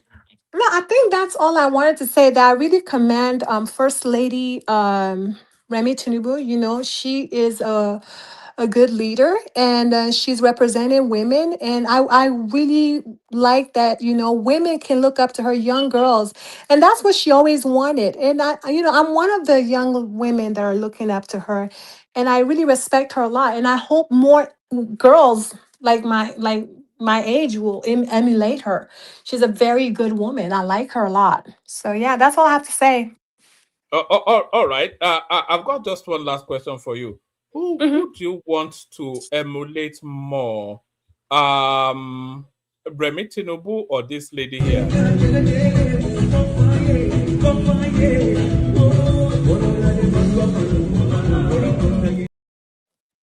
Who is Well, prettier, Remi Tinubu or Margaret Obi? to me, I've watched okay, so one of the reasons I love Madam First Lady Senator Remi Tinubu, because she's educated. I've listened to her interview. I've not seen any interview from Peter B's wife. I don't know if she even finished college. I mean, it doesn't matter. But He married that her at 16. notwithstanding, She was 16 when he married her. yeah. But anyway, that notwithstanding, I mean, we still have First Lady Jonathan. She did her thing, and that's it. But First Lady Remi Tinubu is a remarkable woman. She's very outstanding. That's why I like her. And Jonathan's I've wife had a listened, master's, Choma. huh? Jonathan's wife had a master's. Who At least dashed her? I think she even had a PhD even. That's interesting. So, Yeah. anybody can get one in Nigeria. But anyway, let me go In ahead. cooking for hero. In She was I a cooking mean, for serious, hero. she was a but serious waterman. His I wife was like a it, but I'm not that stupid. I'm a Nigeria babe. I know how far these things. I can even become a doctor tomorrow. Like, I can dash myself a doctor title. Everybody should just go and sit down, please. Anyway, so Remi Tinubu, I've listened to her interviews even before she became First Lady. She's a senator. She was very outspoken. And then Did she not another used thing, to I go love the around way she slapping carried people? herself. So Did she not listen, used to go around? Do you no, no, remember no, no, when no. she was in a physical fight with Dino Milaye in I the mean, House of she Assembly? she was she was standing up for herself as a woman. In Nigeria, it's really hard for a woman to be outspoken. It's just like this one that's fighting with I forgot her name, Natasha, right? It's not Yes. an easy thing to be a woman in politics in Nigeria. I mean, you're dealing with Nigerian men, Nigerian men. Everybody in the world know Nigerian men. Oh. They're not easy to marry. They're not easy to live with. The only thing that we can say yes, give them five is they know how to spend money. After that is it. Forget. Anyway, Remi Tinubu, I love her so much. She's very remarkable. I listened to her interviews even before she became First Lady. She had a vision. Her and her husband, she and her husband were both focused. They knew where they were going. They saw the future. And you notice she was never engaging in this Owambe. She never really went to any Owambe or went to any, like, I think the last party I saw her was in Saraki's burial. Last event I saw her was in Saraki. The ambassador of Saraki, right? That was the only event I actually saw Remi Tinubu. She was always very reserved because she positioned herself as a first lady. And not just a first lady, a distinguished first lady of the Federal Republic of Nigeria. Oh, Like she's in her own class, not the class of there's God though, all but right. it's as well. I like her. I like her a lot. So that's All all I right, have to brilliant. say. All right, brilliant. Excellently put. So that's Choma opening up the session for us. We move the mic quickly from you, Choma. We take it in the direction of Aroke Digba. So we're talking about the eye-opening interview that Yakubu Dogara granted Laulu Akonde. We saw it right there. A lot of things to unravel, unbuckle from there. Nnamdi Kanu still issuing directives from Sokoto prison. So we don't even know what that one is all about.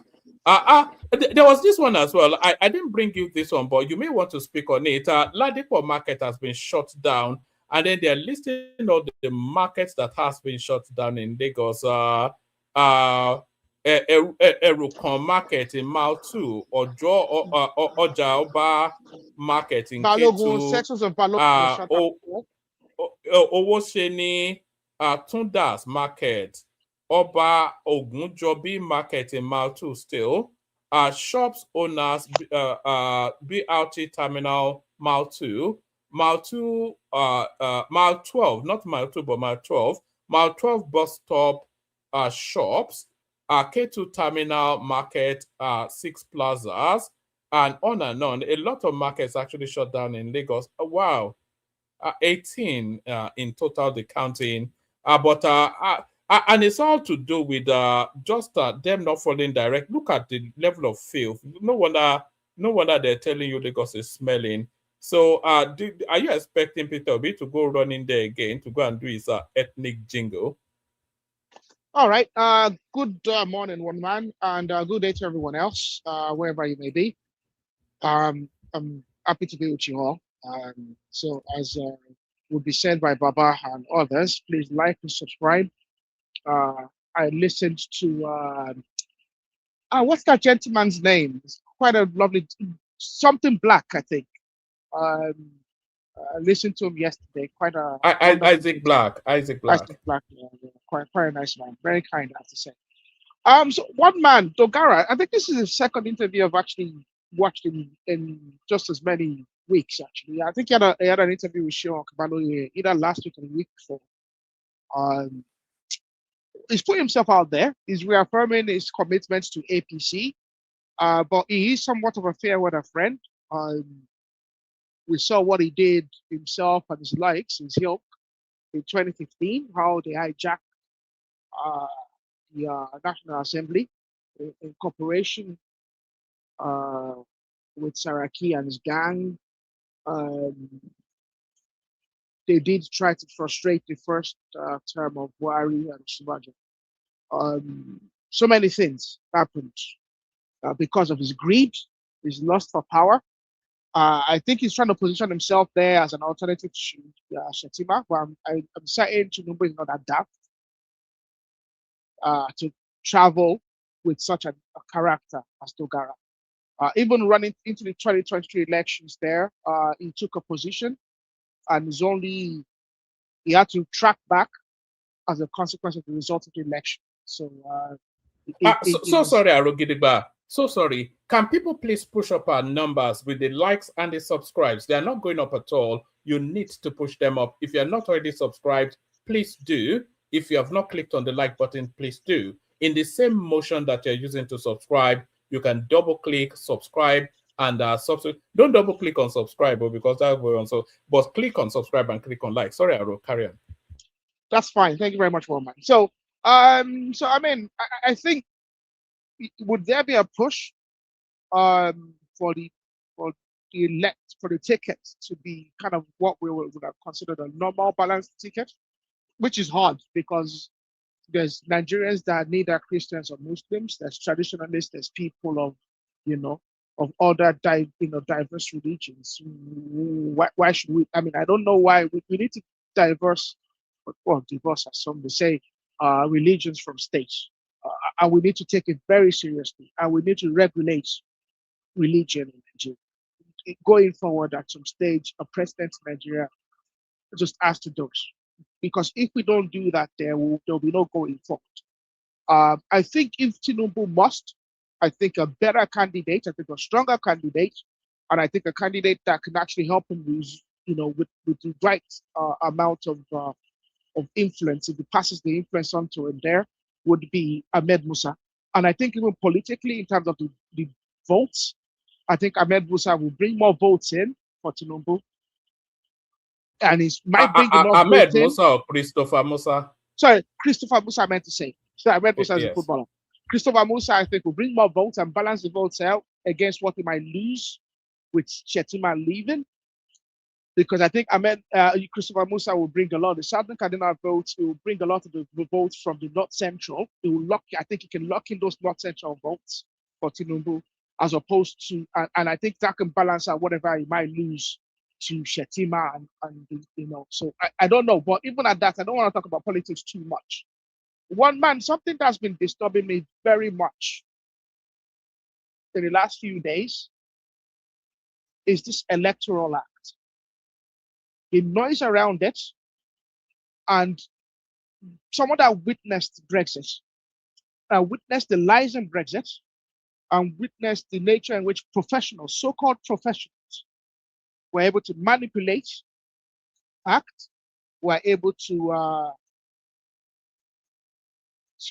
misguide the general public. You hear people say that it's in the interest of Nigerians for a clause to be in the Electoral Act that would ultimately, when you interpret it, that ultimately on the day of elections would disenfranchise more than 70% of the voting public in Nigeria.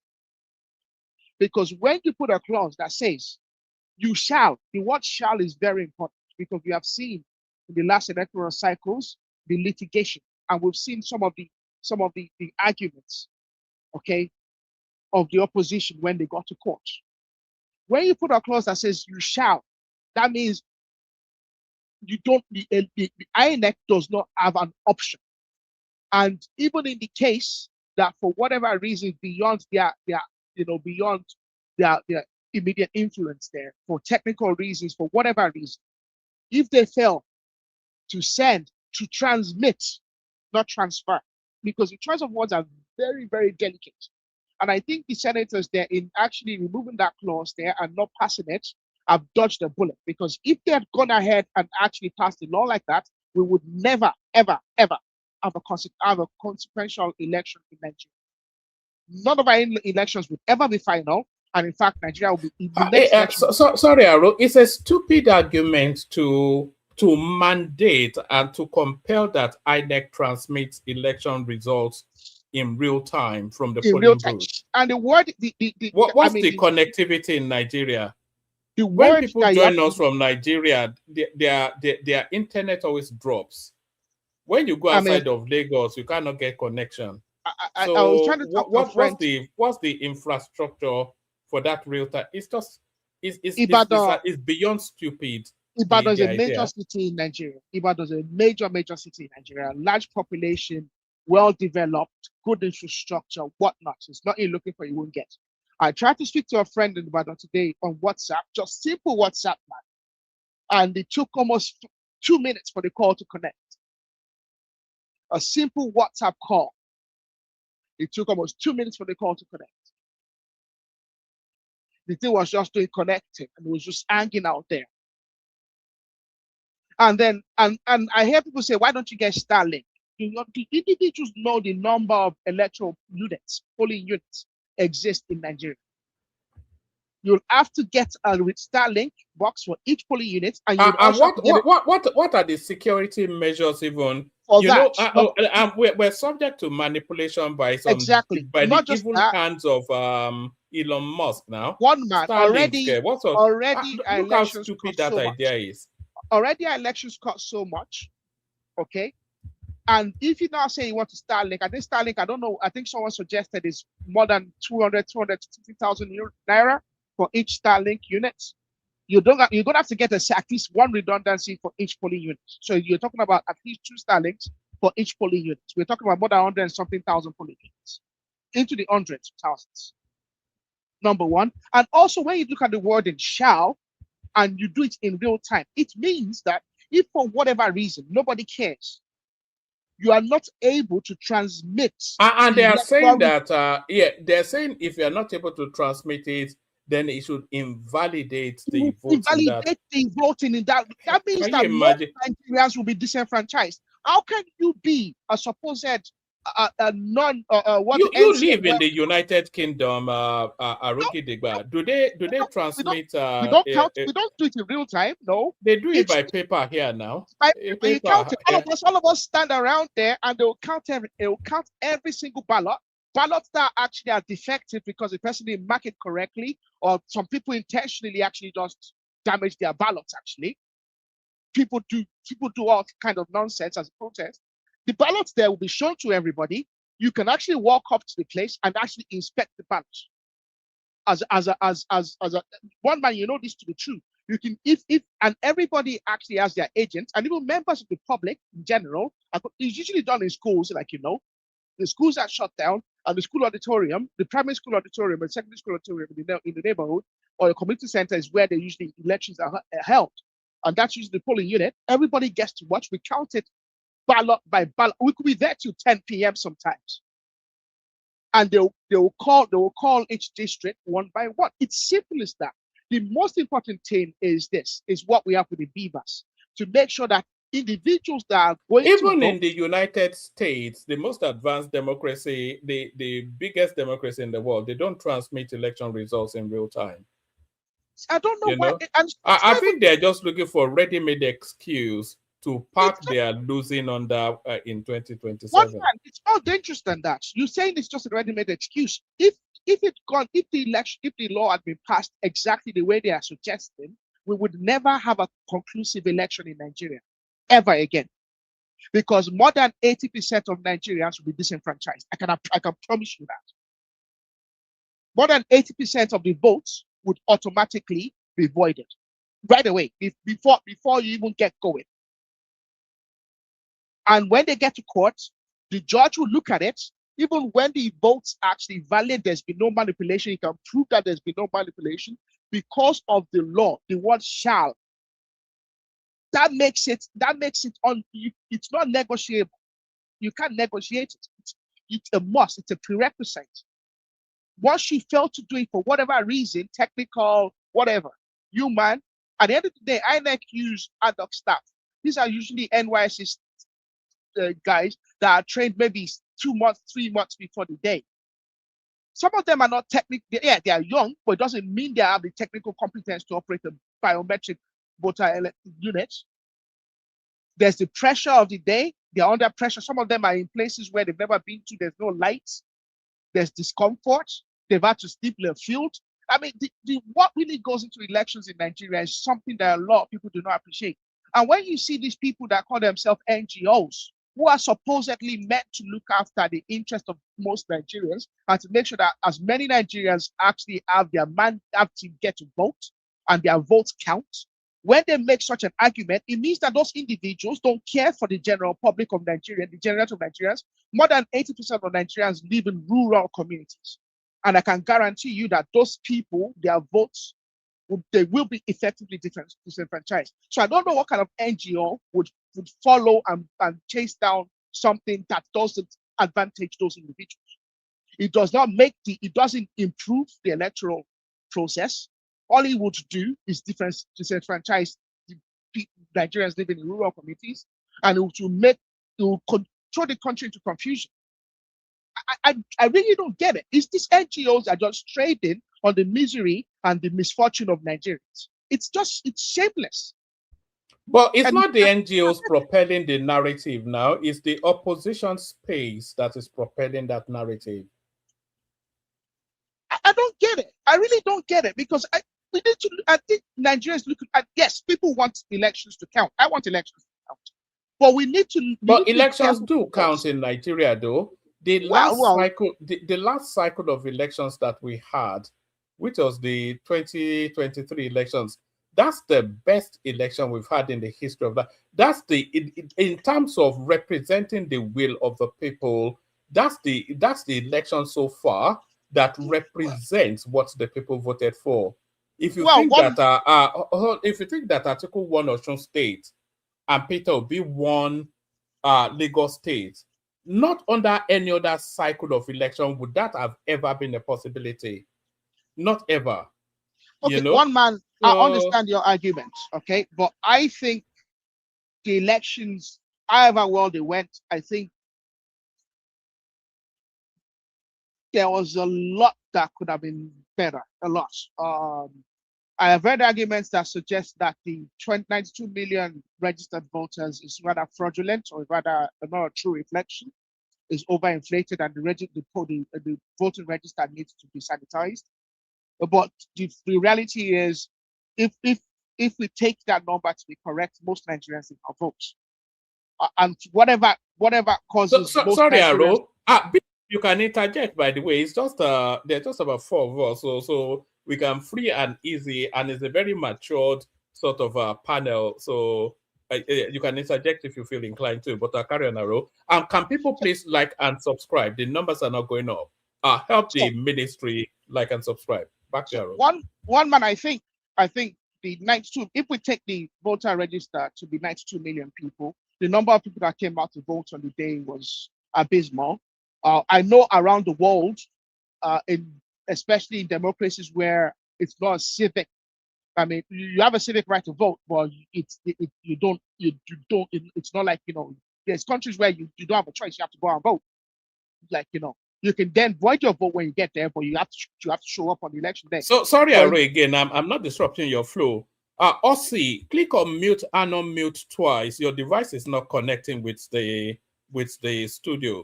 Or go out and come back in. Sorry, carry on. Can people please like and subscribe? So we need numbers going I know. I think when we look at the number of people that came out to vote, it should have been better, and maybe the result of the election, because was it not the beaver system that weeded out this phantom? I've heard the argument as well, and I can't prove it. Okay, all I can tell you is the voter register as we have it is 92 million people, and we didn't see 92 million voters. That's all I can say. Now, ultimately, an individual won.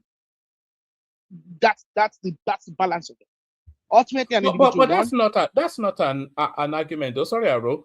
That's not an argument, because if you look at the global statistics, if you average out, if the voter turnout is 40%, that's usually considered quite epic. Around the world, that's the number usually. Yeah. Yes, there's usually apathy amongst voters.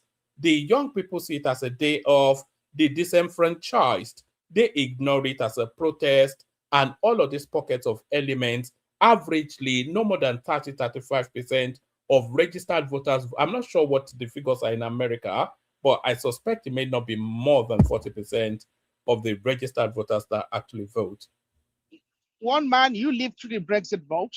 You saw the consequence of voter apathy, especially the young population. On the day of Brexit, I mean, the thing was going on for months. There was buses. Farage and his ilk, they had buses all around the place campaigning for the yes vote.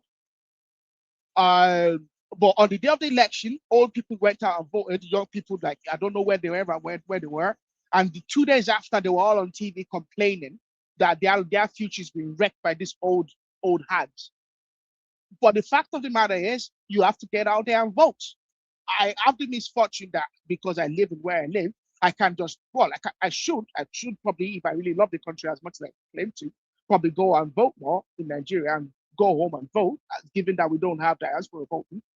But the fact of the matter is, you have the opportunity to vote, get your voter's card, and go out there and vote. You have the day off.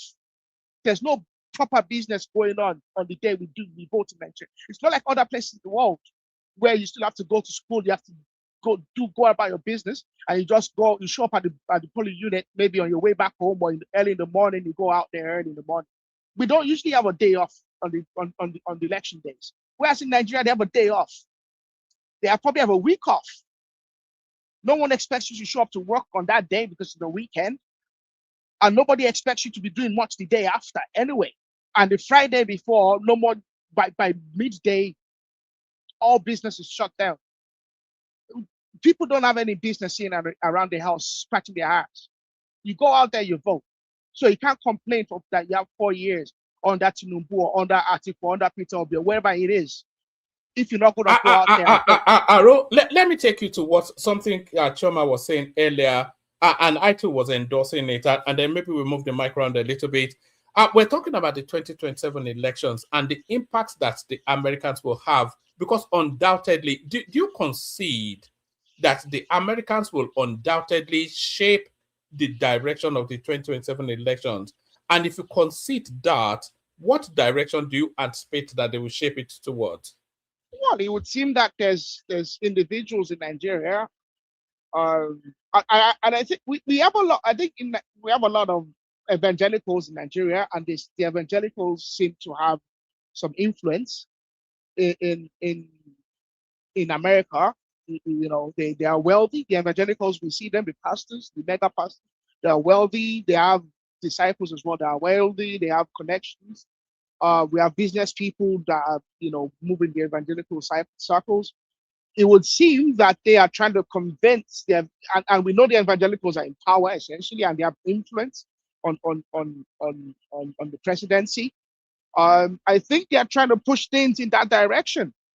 Possibly, we saw a bit of it in the 2020 elections. The fact of the matter is, the 2020 elections was about religion and was about tribe. We can't run away from that fact. So they're gonna have a second dip at it and see how they can influence it. And I think that's the direction they're gonna try. And it's clear as daylight.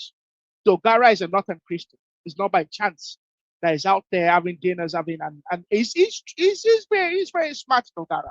He's keeping a lot close to his chest. Do you believe the narrative that the Americans are pressuring Tinubu to balance his ticket? Do you think they will interfere to that level, insisting that it takes a Christian deputy?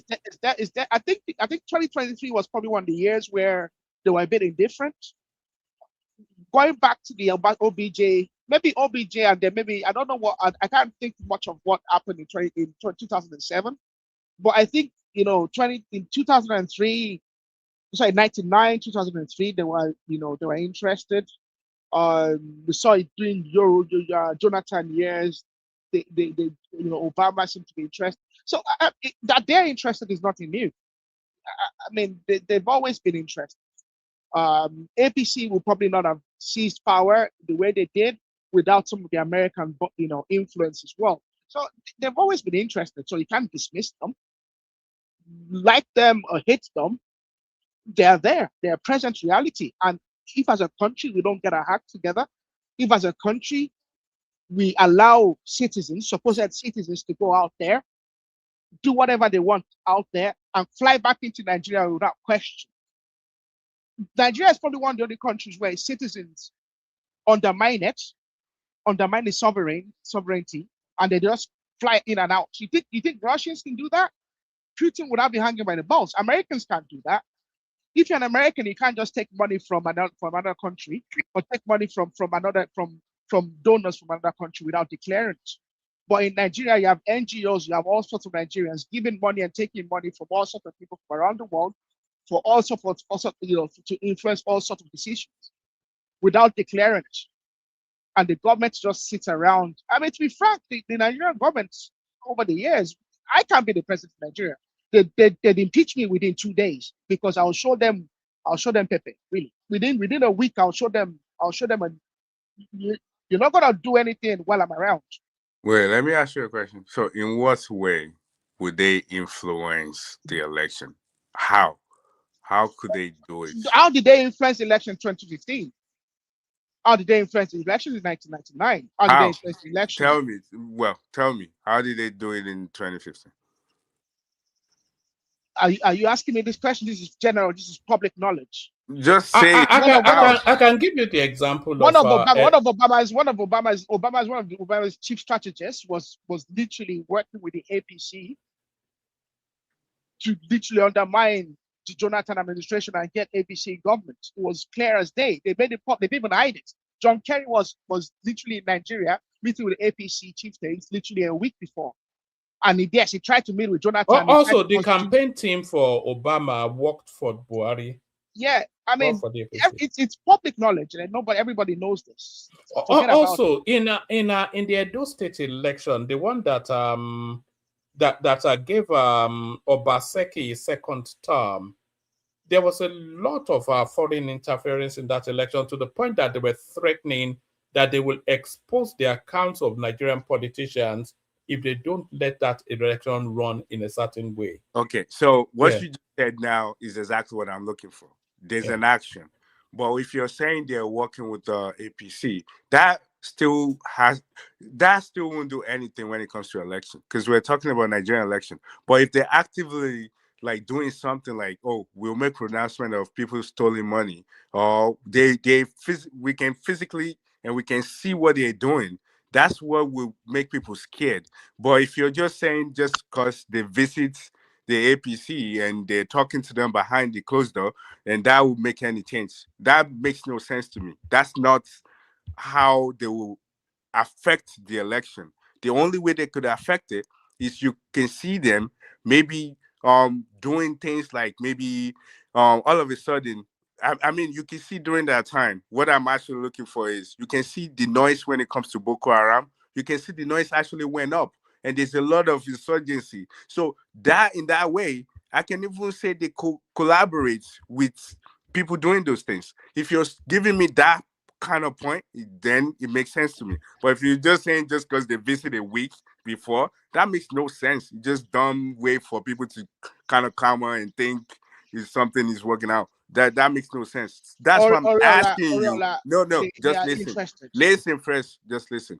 That's why I'm asking that. What exactly can they do this time that will make people think that, okay, we're going to vote the other way? We have to be able to tell us exactly what. If not, I think this is just a talking point for people. It makes no sense to me. I don't think at this level, I don't think they are dealing with the general public much at this level. I think what you have is they have individuals of influence who are trying to communicate with the power players to move things in a particular direction. Okay. And that's ongoing as we speak. Yeah, they have concerns, and some of their concerns are very legitimate. The reality of it is this: there's serious insecurity in Nigeria. 162 people is 162 people. That could be me or you. That could be any of our family members. It doesn't matter where they are. The fact of the matter is they are within the country. And the fact that they're within the country means that they have a right to life, and they have a right to dignity, and they have a right to pursue whatever they want to pursue in their life. Okay, and there should be no reason for their life to be threatened under any guise, religious or ethnic or tribal or whatever, or personal. The fact of the matter is, we all deserve to live in a safe space and to progress. Now, if for whatever reason some people are threatening that, we need to deal with it. So that's that. Yeah, but during election 2023, 2022, the same similar thing. Bishop, are you there, by the way? You've been quiet all the way through. I don't know why Bishop is quiet. There? The same. Bishop usually pipes up now when he hears something he doesn't like. Probably. But carry on. So, I think we are below his grade, huh? Yeah. So what I'm saying is this: during 2022, similar things. They went into church. They were buying people in the church. We can see that they ran away. We see those things. They're using the same tactics, and this is Southwest I'm talking about. They came to Southwest to do the same thing. I believe that this killing that we're seeing right now, I think it's just politics. They're using it to scare people. It's a fear mongering that they're doing. For me, at this stage of my life, it doesn't matter if it's politics or not. The responsibility of a responsible government is to make sure. It does matter if it's politics, Aro. Yeah, it does matter if it's politics. Hold on. It matters if it's politics because that determines how the response is crafted. No, that cannot be true. For me, the way I see it is this: a serious government and a serious country must, as the government, as the authority, as the absolute authority vested with the sovereignty of the people, must be able to demonstrate absolutely that it has the monopoly of violence. And any stupid child that wants to misbehave and jeopardize there are very few countries in that position, Oriola. Well, that is why those countries are progressing, and that is why those countries think that we are called them sane. And that is probably why we. But it's only top tier countries that have the 80% of the Middle East. None of their sovereign the Libyan government doesn't have the monopoly of power. Well, when Syria, Gaddafi was there, Yemen, when Gaddafi was there, Libya had the monopoly of violence. Gaddafi is not there anymore. When Saddam Hussein was in power, he had the monopoly of violence. A lot of countries don't actually have the monopoly of violence. The president of China has the monopoly of violence. The president, yeah, but those are top tier countries. Like China is a top tier country now. Turkey is not a top tier country. Turkey is a top tier country. Well, yes and no. I've been there. But I'm telling you, I've been there. The last time a bunch of people were arrested, remember, like, what was it, like 4 or 5 years ago? Erdogan shut down the country, arrested a bunch of judges. There was literally chaos in the country for like 1 day. People are getting arrested left, right, and center. Are we talking about democracy, or are we just talking about dictatorship? Because I don't understand this. No. Hold on, Aro. Yes, Oriola, what Aro is contending, because Aro is saying that the government should be able to demonstrate capacity to provide security for the country irrespective of the circumstances. And you said that what we're seeing in Nigeria now, the escalation in insecurity is linked with politics. And I agreed with you on that. And Aro is saying that it's immaterial if it's linked with politics or not, that the government should still be able to sit on top of it. And I'm saying that it does matter that if it's linked to politics or not, because that then crafts the sort of response that the government uses to respond. So that's broadly where we are. So yeah, that's it. I'm not. I mean, there's people in the comments making all sorts of fun. You know, they don't even have they're cowards. They can't even come up there and say what's in their mind. So they are keyboard warriors. You know, those people, they don't speak English now. Like Aladdin Kelly, he doesn't speak English. I'm not claiming to be brilliant, to the most brilliant, you know. And well, I'm not the sharpest tool in the box, but I'm sharp enough. Okay. But what I'm trying to say is this: the country can do better. I'm not going to claim that Tinubu is a saint and everything and is you know, it can't do no wrong. No. Do you think the expectation of Tinubu, do you think in terms of insecurity, do you think there's an unrealistic expectation of Tinubu, or are you in the camp that he asked for the job? So he asked for the job. That's what he said. He said it publicly that he asked for the job. Nobody should pity him. I don't pity him. I want him to do the job. And I think he's doing a lot of politics. I understand he's doing a lot of politics because his hands are tied and because he's being pushed to it, because other politicking, the way the politics in Nigeria. But I think at the same time, the fact of the matter is you ask for the job. Get out there and do it. Wait, how is... I mean, I kind of like want to understand exactly how, when you make your point, I'm trying to kind of like understand. I don't want to guess. Why do you think he's now making strive to end insecurity? Why do you think he's not doing the right thing? I think he appointed the right people to do it. He's making an effort. I absolutely can credit him that they're making an effort, and I can see the efforts they're making. I do follow a lot of military, you know, releases. I know they're doing a lot, but I know that their hands are tied because over the years, military is not capable. One of the problems we have is that we are trying. We want to be successful, but we don't have a military. Do you think our military is not capable, or do you think they are not sufficient? Are you sure? There's so many things. Number one, you have fifth columnists in the military. Well, that's more the case, isn't it? Hold on. Just hold on. Are we more like, because you are saying what to Nigeria parrots all over social media that we need a 1 million man army on another, but that fifth columnist, the sabotaging, the internal corruption, and the political will, if all of those things, if they synergize towards addressing insecurity, do you think that is not sufficient enough to address it? Because if you're talking about political will, for instance, the appointment of somebody like Badaru as the Minister of Defense, he has no antecedents in military, and he's also speculated. There's rumors of his association with insurgency. Ditto the Minister of State for for Defense, Matawale, there's been rumors about him. So so that's where the political will comes in, Exactly. you know, and then the corruption embedded within the security structure itself. When they gave them their budget and they loot it and then starve these people of the capacity to address. So a lot of that actually factors in, maybe more so than the number of personnel. Absolutely. I absolutely I agree with you, but the number of personnel makes it even worse.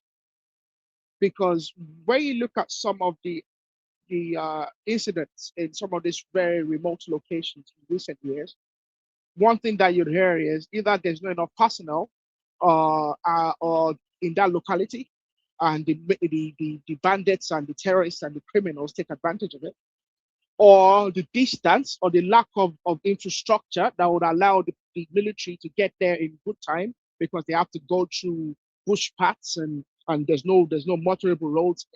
The country is in a terrible state. We've brought our country to a state where it is in 2026. All of us as a collective. And it's time for every Nigerian to take responsibility.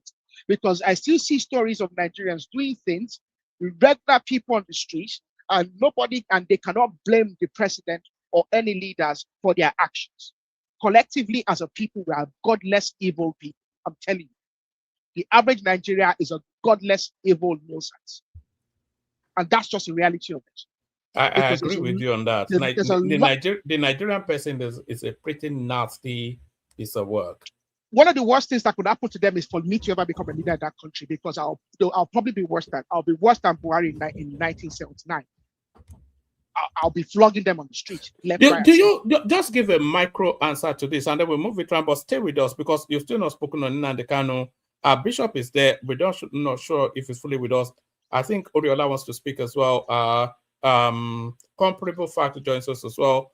But do you think that Nigeria is too complex and unwieldy to be an ongoing enterprise the way it is? No, we're not complex, one man. We are not. You don't think we're complex? We're not complex. And something. Okay, go on. We're not complex. We're just ungodly people. That is all. We disguise our terrible behavior. We disguise it, and we hide behind tribe and religion. And very quickly, I will move on to Kanu. I wish him luck. He has started his appeal. I wish him luck. I believe he has kids. I really don't like him, because I used to listen to Radio Biafra in 2014. I don't like some of the stuff I heard him say. I mean, some of you people, I heard him live. I used to listen to that radio Biafra. 2 p.m., the director comes on and he spews all sorts of rubbish for hours. I don't like what he used to say then. I don't like it. It was false, it was misleading, it was hateful, spiteful stuff. But he has kids. He's under the threat that he might lose his life. He might have his head lopped off. So the people that he pied, they don't have kids? Yes, the people he pied that have kids as well. But at the end of the day, it's just unfortunate. He put himself in that situation. I would like him to, because remember the day he got judgment, I was over here fuming and saying he deserved it. But sometimes you just look at it and say, look at this young man. He's put himself where he's put himself. It's very sad. People have lost their lives. All these things has happened. There's been damage to the region. All of us have been damaged by him, to be frank, because there's mistrust and there's all sorts of emotional, matters that is brought to the fore that need not be. All of us have been damaged. Every Nigerian has been damaged by this past rhetoric. But the fact of the matter is, I wish him luck in his appeal. I don't think he's going to get much far with it. He's really messed up his case by not defending himself correctly. So that is it. I look at the stupid idiot that was reading that press release apparently from Kanu. The man can't even read properly. I mean, is really that the best that these people can put up? The same tribe that produced the Zik of Africa? It's shameful. So one man, I put it there, and there's other people that should speak. There's brilliant individuals. All right, we'll move the mic around, and then we go to Bishop. But on our way to Bishop, can I please implore that people that have not already subscribed, please subscribe. The numbers are not going up. The numbers should go up. We have sufficient enough traffic right across all the places we're broadcasting to. So please push up our numbers by subscribing. If it doesn't jar you in any particular way to subscribe, then you have all of the reasons to do that. Even if you have to get off your seat to do it, do it. If you have to switch it on your phone to do it, do it. We need 20 new subscribers before the end of the stream. So be one of them. Subscribe now and like as well. So we take the conversation to Bishop. But on our way to Bishop, I asked you a question which you responded in the negative. And then I went on ChatGPT I was asking you if Nigeria is too complex and unwielding an entity to be an ongoing singular enterprise. And you said no. So I went on ChatGPT and I interrogated this question: which country has the most ethnically diverse mix? So I asked for the top 10. These are the top 10 countries with the most ethnically diverse mix. Top 10 most ethnically diverse countries are commonly cited. The one with the biggest ethnic diversity is Papua New Guinea, with over 800 distinct languages. The second most ethnically diverse country is your country, more ethnically diverse than India, Indonesia, Congo, every other country. The second most ethnically diverse country on this planet is Nigeria. And that somewhat, it ties into a lot of the difficulties that we're having as a nation because it's so unwieldy and because there is no commonality that binds. But let's see if Bishop is ready for us. Bishop, are you there? Man, look at that list. Yeah. Nigeria is actually number one in that list, technically, because Papua New Guinea has linguistic diversity, but they are not, the people themselves, I don't think, group themselves ethnically as the same way Nigerians do.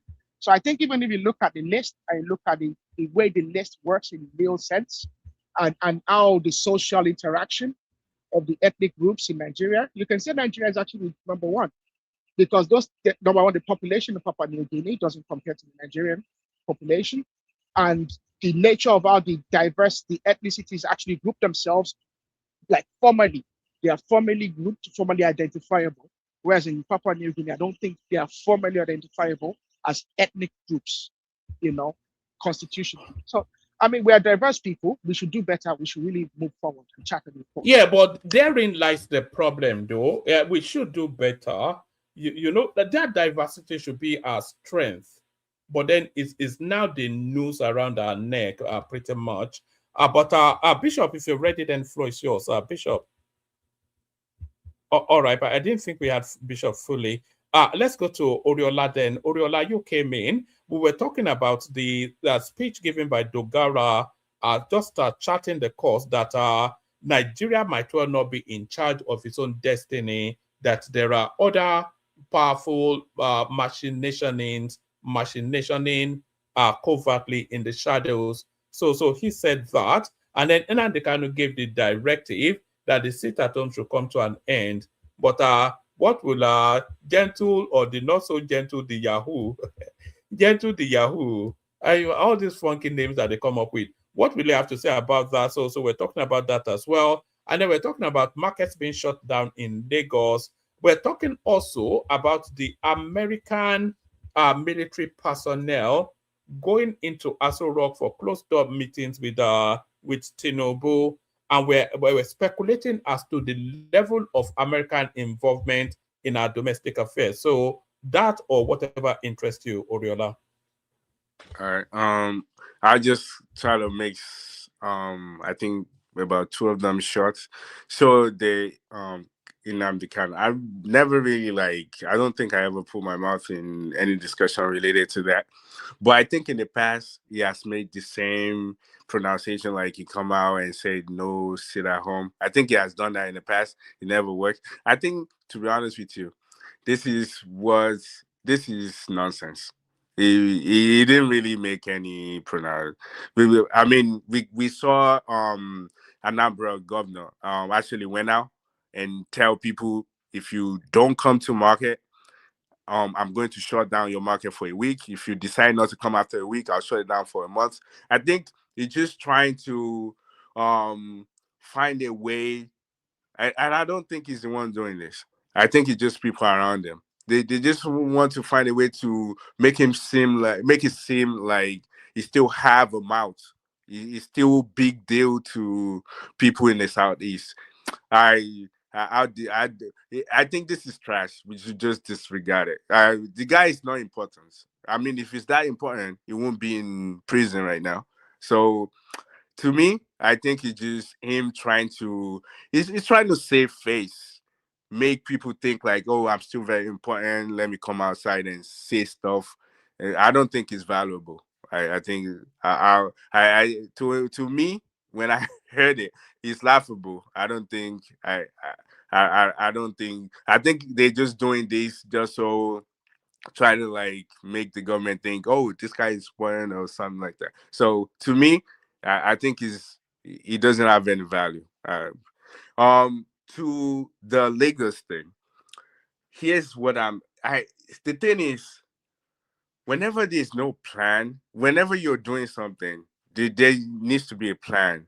It's kind of like a project, for example. There's a mission behind why I'm doing this project, and you make a plan.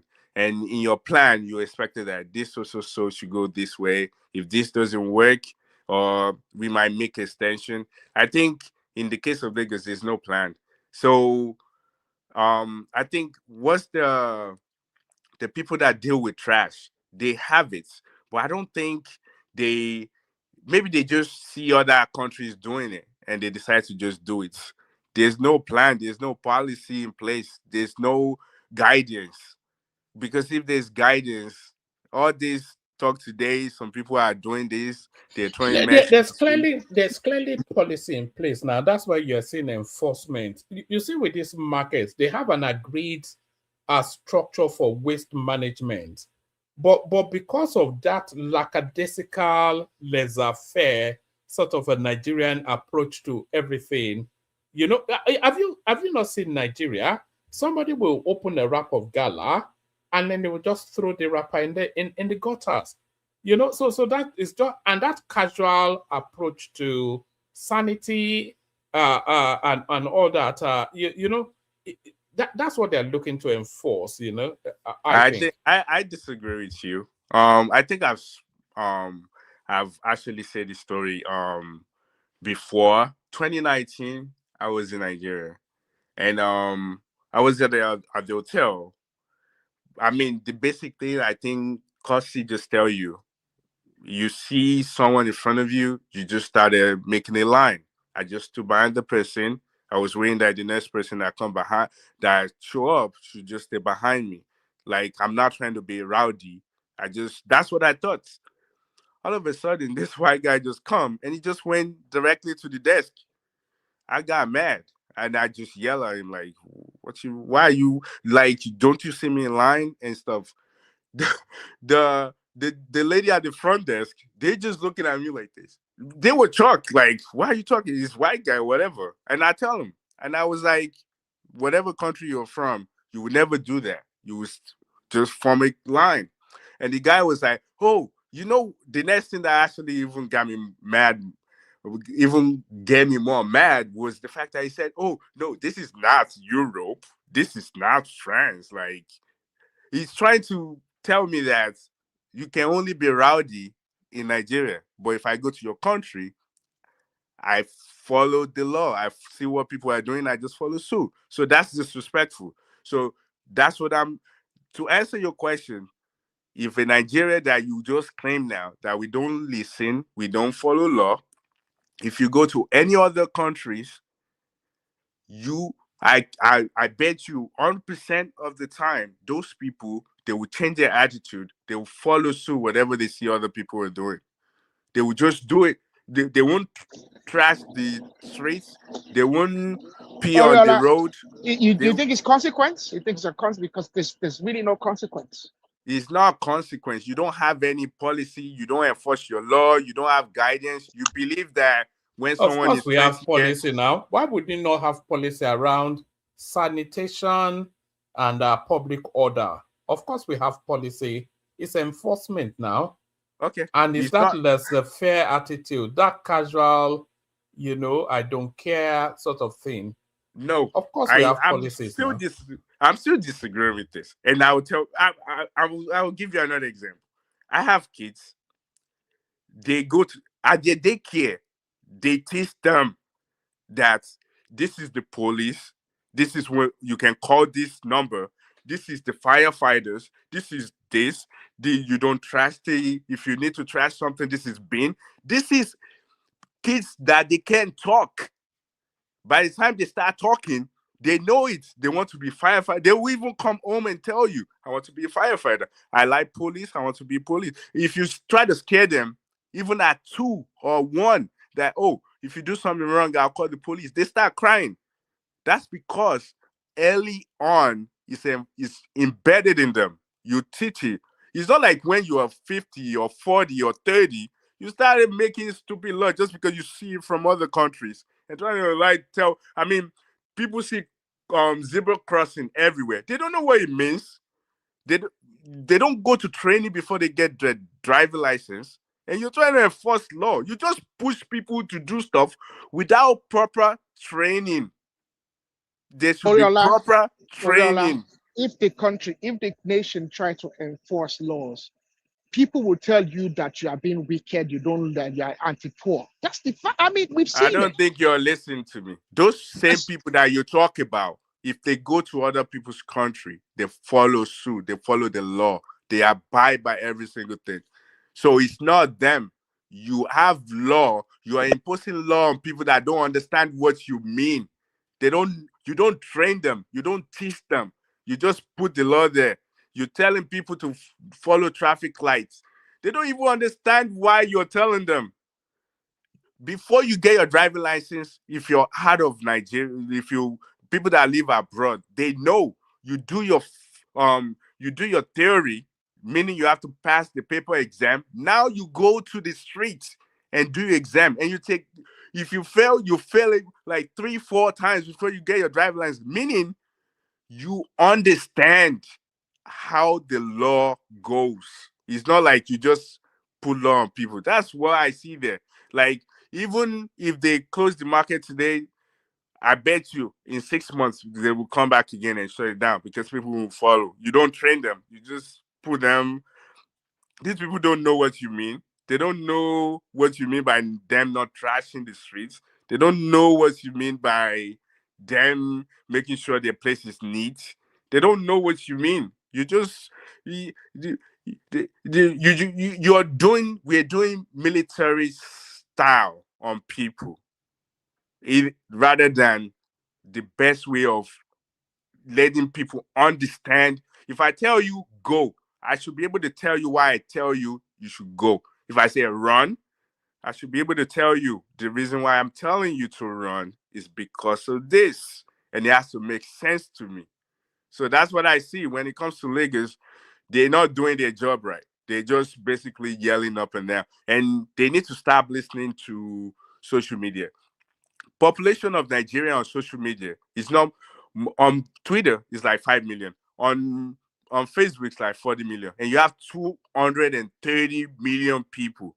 It's not getting up. You're not getting 50% of people. You're only getting little, maybe like 20 to 30% of people that you're listening to. So the thing is, we're making law, we're doing all of these things. To me, it's just like same thing will keep happening. You're not doing it the right way. Sit down, make your plan. When you have a plan, it's like you're doing projects. You have a plan, you have a timeline. If this doesn't work, this is how we need to do it.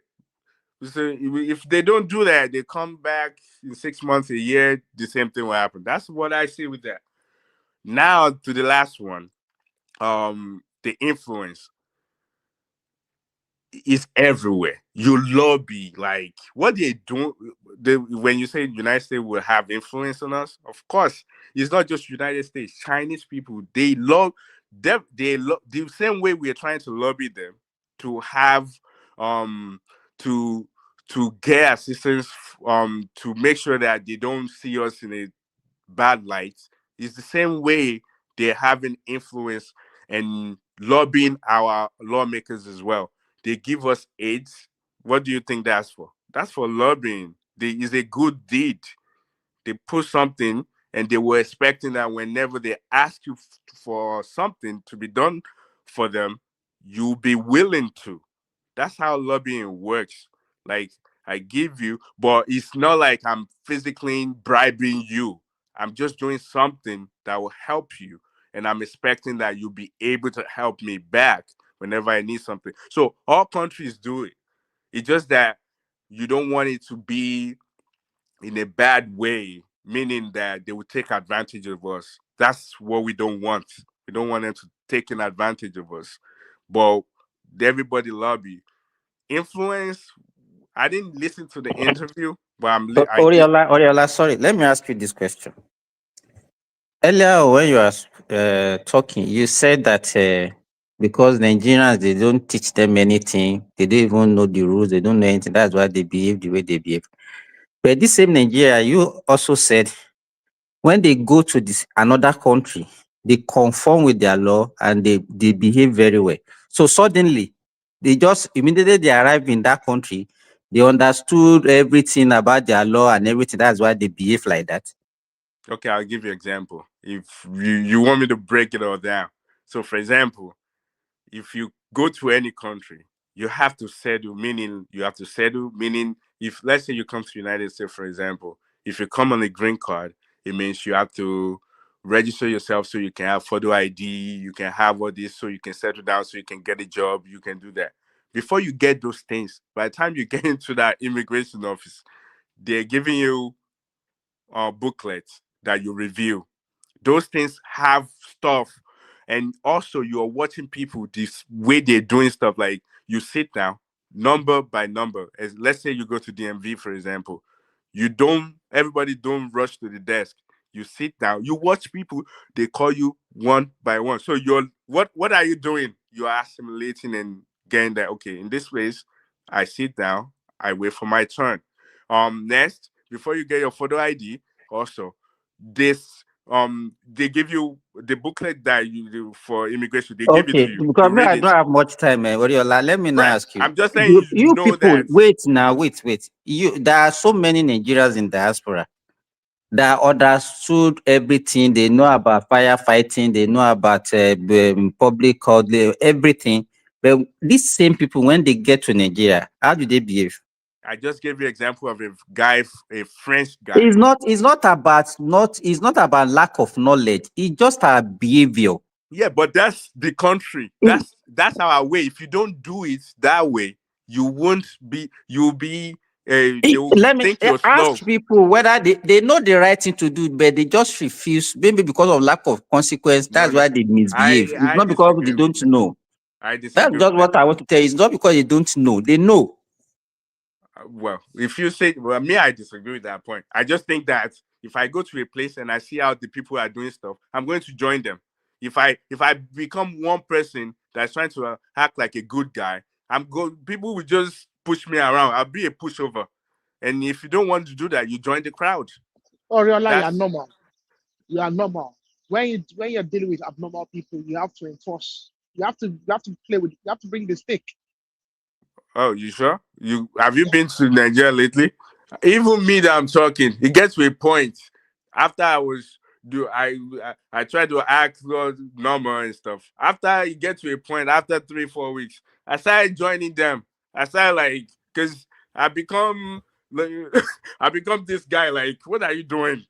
what I see? I'm just letting you know, like, if we can't just push a law on people, like, do this without. And when you say, oh, there's consequence, it means that you enforce it. If they're not enforcing it, and people don't understand that, oh, this is what this means. Okay, I would just ask the question that, oh, everybody knows these things. Okay, if you go to any garage in Nigeria, I bet with you, all of those drivers, they don't Oriola, understand what zebra. give us 3 more minutes, and then we go to a comparable fact. Yeah, so let me just close on this one. If Americans have influence, like I said, it's just lobby, and I think they will have influence. because they've been doing so much when it comes to giving us AIDS. So it's very hard. I mean, we all remember when they said they were cutting AIDS, and Nigeria had to like put more money into some other medical stuff just so there's no lagging. So you can tell that they're doing so much. So when they ask or they want your country to do something, yeah, of course, that's where influence comes. So I believe that they can have influence, but we just have to be conscious that they're not overtaking, taking too much advantage of us. Which to be honest, I think the way Tinubu is doing it is the guy is prepared, and I think he's using his brain. Like he knows how the game works. He's lobbying, and you understand they will lobby him too. Like those that came to Nigeria, of course, their military, they already give us some things when it comes to age. So of course, they will find a way to get into our stuff. But we just have to be prepared that we don't give them too much. We don't open way too much, because I'm definitely sure they're not just coming there.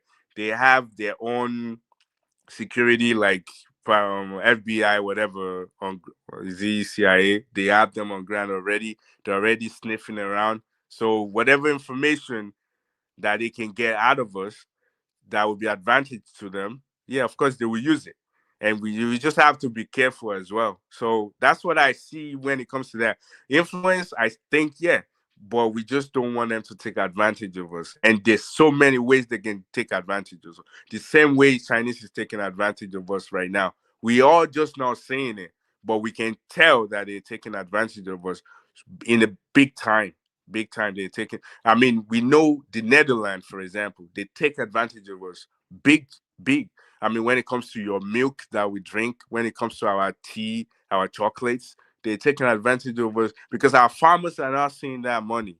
They're using them in a big time. So there's so many ways that those countries are taking advantage of us. We just have to be careful that we don't become this doesn't turn into the slavery era. So yeah, that's what I have to say.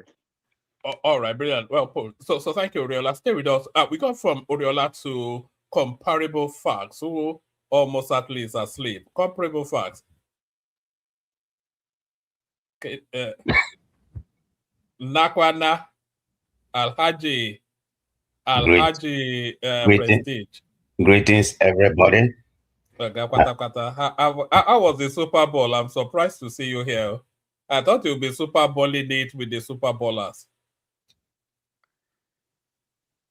Well, the Super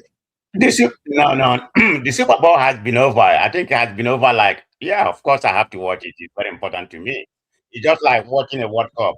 That's how it is. Do you have a team? The Super Bowl has ended. You know. Do you have? Is it New York Knicks that won, or is it New York Knicks? No. It was held in California, San Francisco, right? between the Seattle and New England Patriots.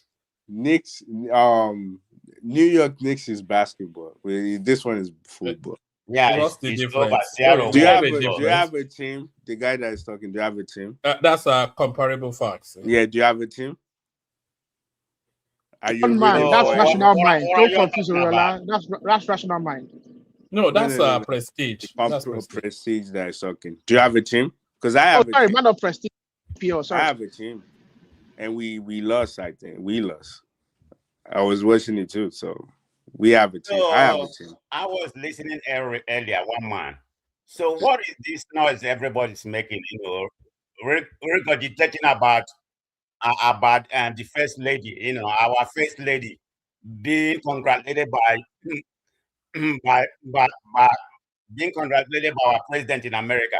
Why are you making that a big deal? What is the big deal for that? Because the Americans are seduced by her elegance and poise. What is so elegant about Remy? Well, go and ask Donald Trump now. She's the one that told us now. I think the problem with you, one man, and most of Nigeria, a lot of you are very lame. Her looks, yes. Every little thing, you have to go to a different, degree. It doesn't even make any sense. Because are you there? I think something wrong with a lot of you Nigerians. I don't see what's so influential about what, the first lady is a very nice person, and at the same time, he was telling you that there's a Christian genocide happening in Nigeria. Nobody's talking about that, but you're here busy, regurgitating about what he said, repeating every time. The whole media is at wash, like Nigeria has won a gold or whatever. Something wrong with a lot of you Nigerians, even the ones talking here. You need to take a look in mirror at yourself. Nothing, I just came back from Nigeria, but that was in January. There's nothing good coming out of that country. So I mean, and yet you are there 4 times a year. Every 4 months, every 3 months you are there, and yet. Well, I'm not like you who hasn't been to Nigeria in a decade or in a century. What are you talking about? Yeah, you said there's nothing good there, and you are never out of there. As soon as I'm sure you are planning your next trip as we are speaking now. Well, that's where I'm from. I have a Nigeria is not good. Nigeria is not good. You are there 6 times every year. Yeah?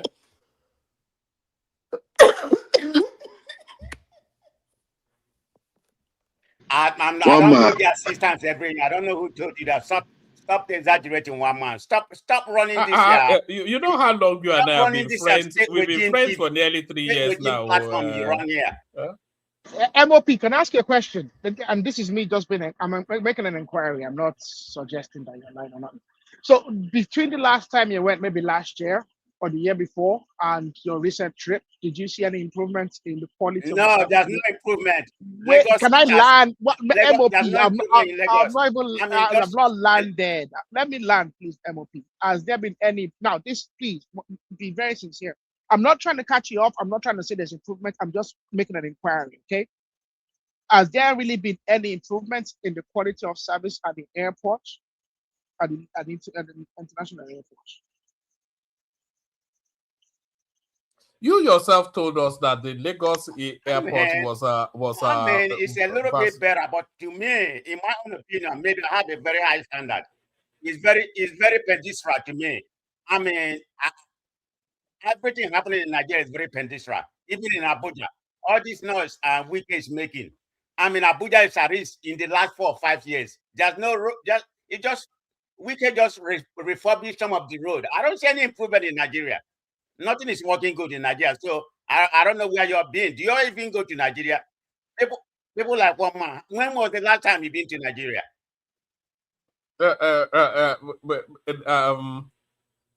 Not that long ago. He went in 2023 when they called them to give them money. If only. My bank manager has not reported that yet, so I have to speak to him. We saw one man. We saw you in Abuja now. One man traveled to Abuja. I was like, I even went to the Atlantic. I've only been to Abuja once, and that would be about 8 years ago, maybe longer. And I was struck by the beauty of it. Abuja is the first purpose-built Black African capital built by Black people. Every other capital every other Black capital is a colonial relic now. It's a handover from colonial times. Nigeria and Nigeria also. Abuja also. It was built by Julius Berger. Yeah, but Abuja also is the only, because there are other countries as well. They are trying to move their capitals from one place to the other. It's never succeeded. Abuja stands singularly and alone, probably as the only successful capital city move that is vibrant, is growing, and it's the most planned African city as well, especially in Black Africa. If we remove Egypt, etc. So we need to be patting ourselves on the back sometimes, not just getting lost. What they mean by built by Nigeria. Sorry to come in. What they mean by that? Not the contractors now. Conceptualized and Joel, when they said built by Nigeria, what they actually are telling you in the statistics is that Abuja is designed by Nigerians. Who did that Abuja, by the way? Go and find out. Yeah, there's actually No. one of the architects, the chief architect that for Aso Rock is actually Nigerian. Something okay. But even when you look at Madam AI, when you look at Julius Berger has most of the chief engineers in Julius Berger have been Nigerians from like the mid 80s. Like a lot of the chief engineers, the senior engineers are Nigerians. I mean, And so running down Nigeria is not running down Tinubu, it's running down all of us. This is what a lot of people don't understand. You think you are running down Nigeria we just said he said we beat Abuja. You are not fighting Tinubu by running down Nigeria. You are running down all of us. But, One man, we're not running Nigeria. We're just putting it in perspective, right? If we say we built Abuja, right? Okay, well, I can also say that for the same thing, maybe in Dubai and all that. They brought in people, they designed it, and my thing is just this one man. Regardless of the infrastructure, the people are the ones to take advantage of it. And if the people are not well enough to take care of it, that is where the problem is. It is not that we don't see infrastructures here and there, but the economy has not really impacted on the lives of the people. That's what we're talking about. It's not about the infrastructure. All right, Prestige, give us 5-6 minutes and then we're going to draw Prestige.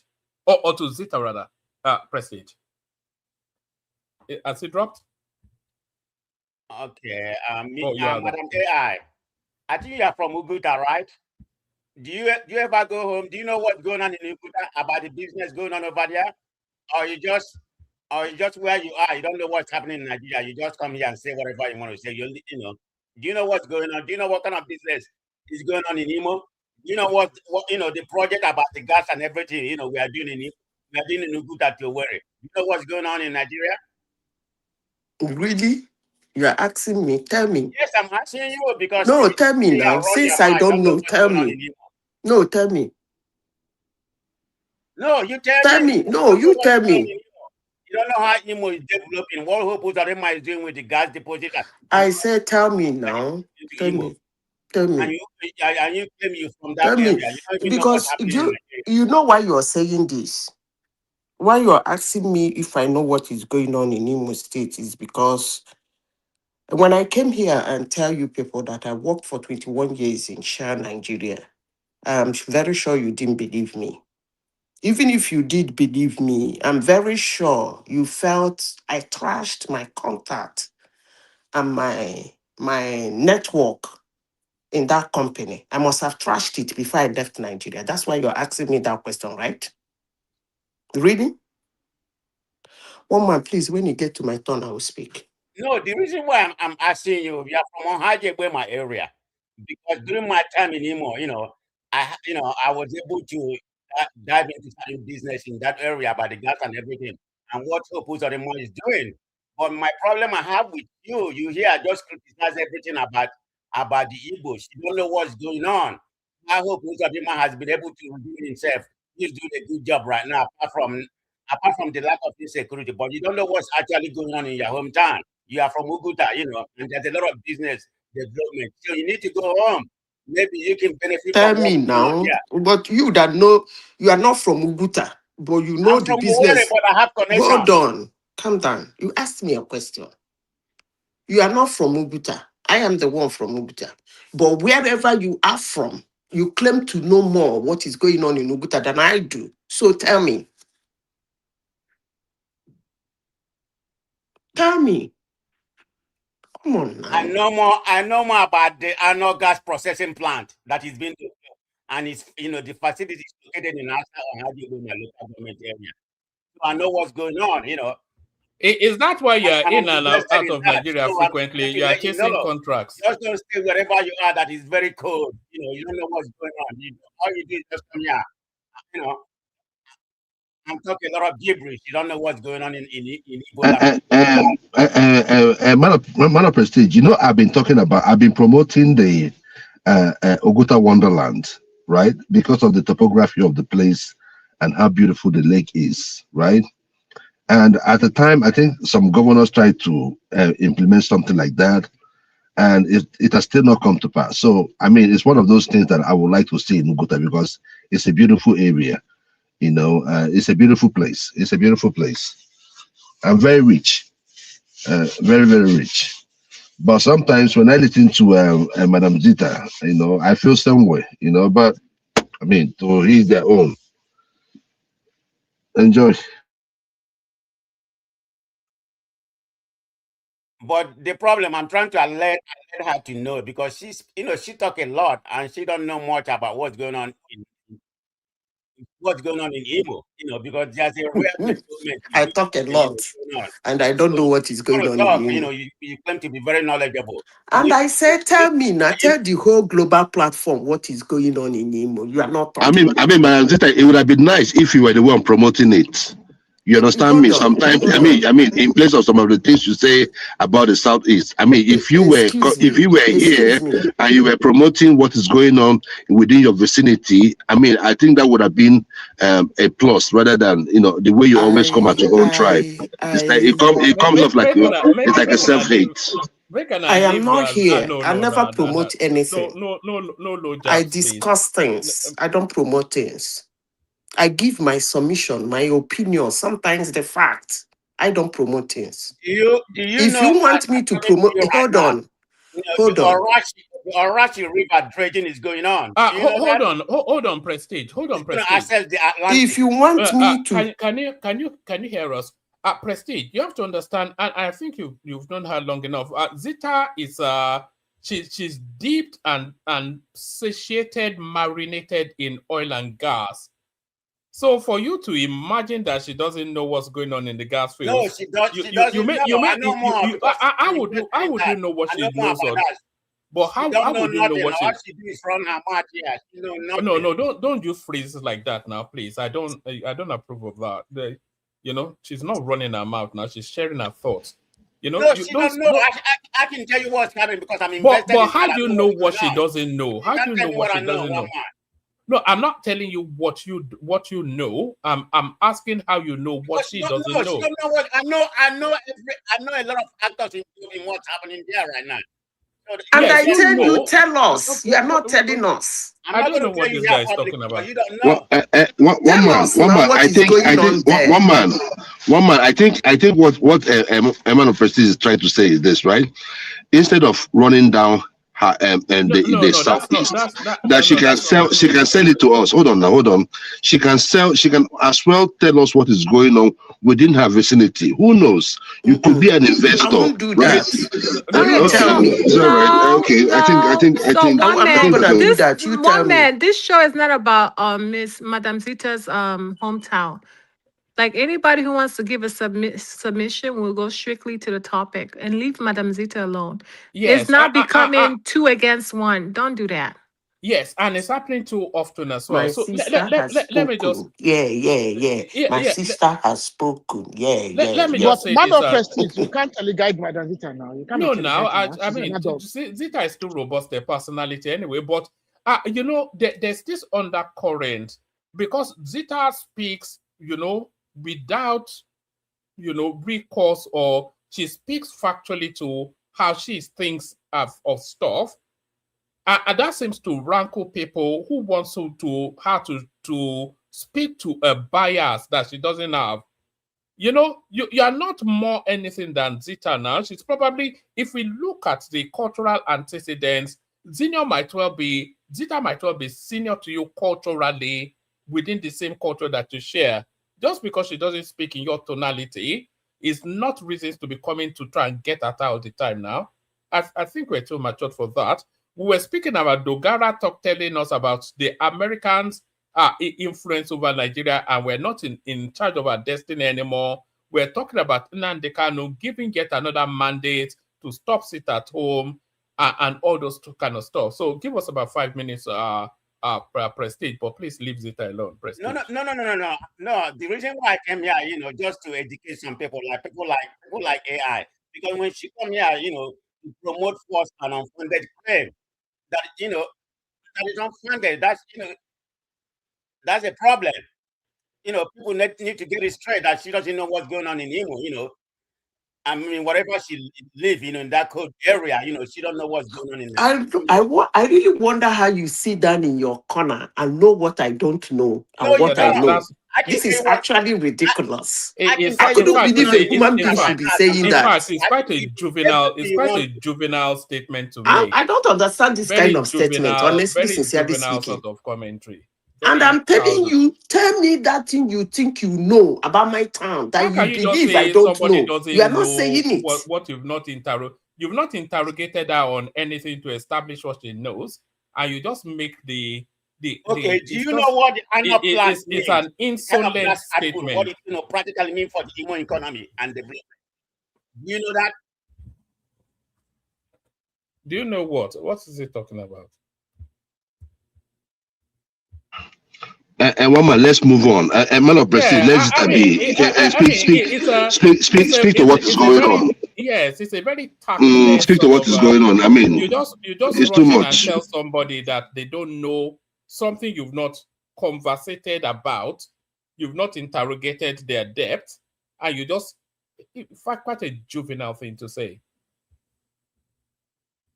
Why would I interrogate her? Because she come here, make But how would you know what she doesn't know when you've not? Can you? Do you? You have an education now, Prestige. How would you know what she doesn't know when you've never discussed it with her before? Because she's anti-Igbo. She's anti-Igbos. Oh, right. So that's where you're coming from. Yes. We all knew that was where you're coming from. Man of prestige, tell us now. Man of prestige, what do you think now? What do you think about Dogara? Tell us about Dogara, beg. What do you think? No, he's just coming to attack Zita. I think that's the only thing he's coming to do. I didn't come here for the nonsense in Nigeria. There's no need.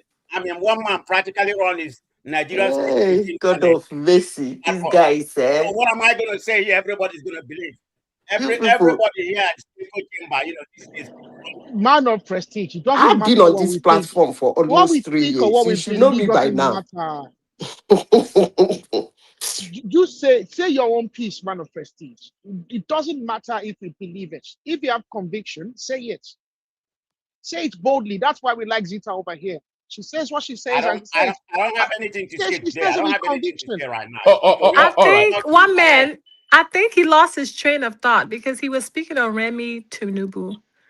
Yes, I don't quite know. Prestige used to be better than this. I don't know what happened to him. I have so many to say, but I don't know if you'll be able to take what I'm going to say. One man, please. Let's move on to Zita. Break it up. Move on to Zita, then we'll come back to man of prestige. Yes, thank you. I was exactly. You should be one of our hosts. I was exactly going to do that. So Zita, floor is yours. Tell us what you know about Igbo, or more to it. Tell us what Dogara is talking about, because you straddle both spaces. You are very, very steeped and marinated in American politics, as you are equally the Nigerian space.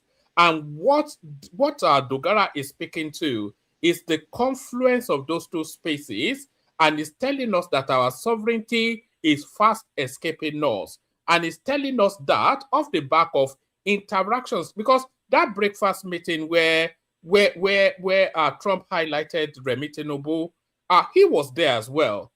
All those lobby groups that are lobbying the American administration to consider Nigeria a Christian genocide space, they were there. So he had a whole mix of all of the things. And what he was coming out to say is that our sovereignty might well not be in our decision to make. So that is what he's saying. What are your thoughts in that sort of general broad space? And as you hear from Zita, can people please push up numbers? Numbers are not going up. If you have no reason not to subscribe, then you have every reason to subscribe. So please subscribe and like as well. Zita, give us 5-7 minutes. Okay, woman, there are two things that I believe is in contention here that I want to a little bit clarify.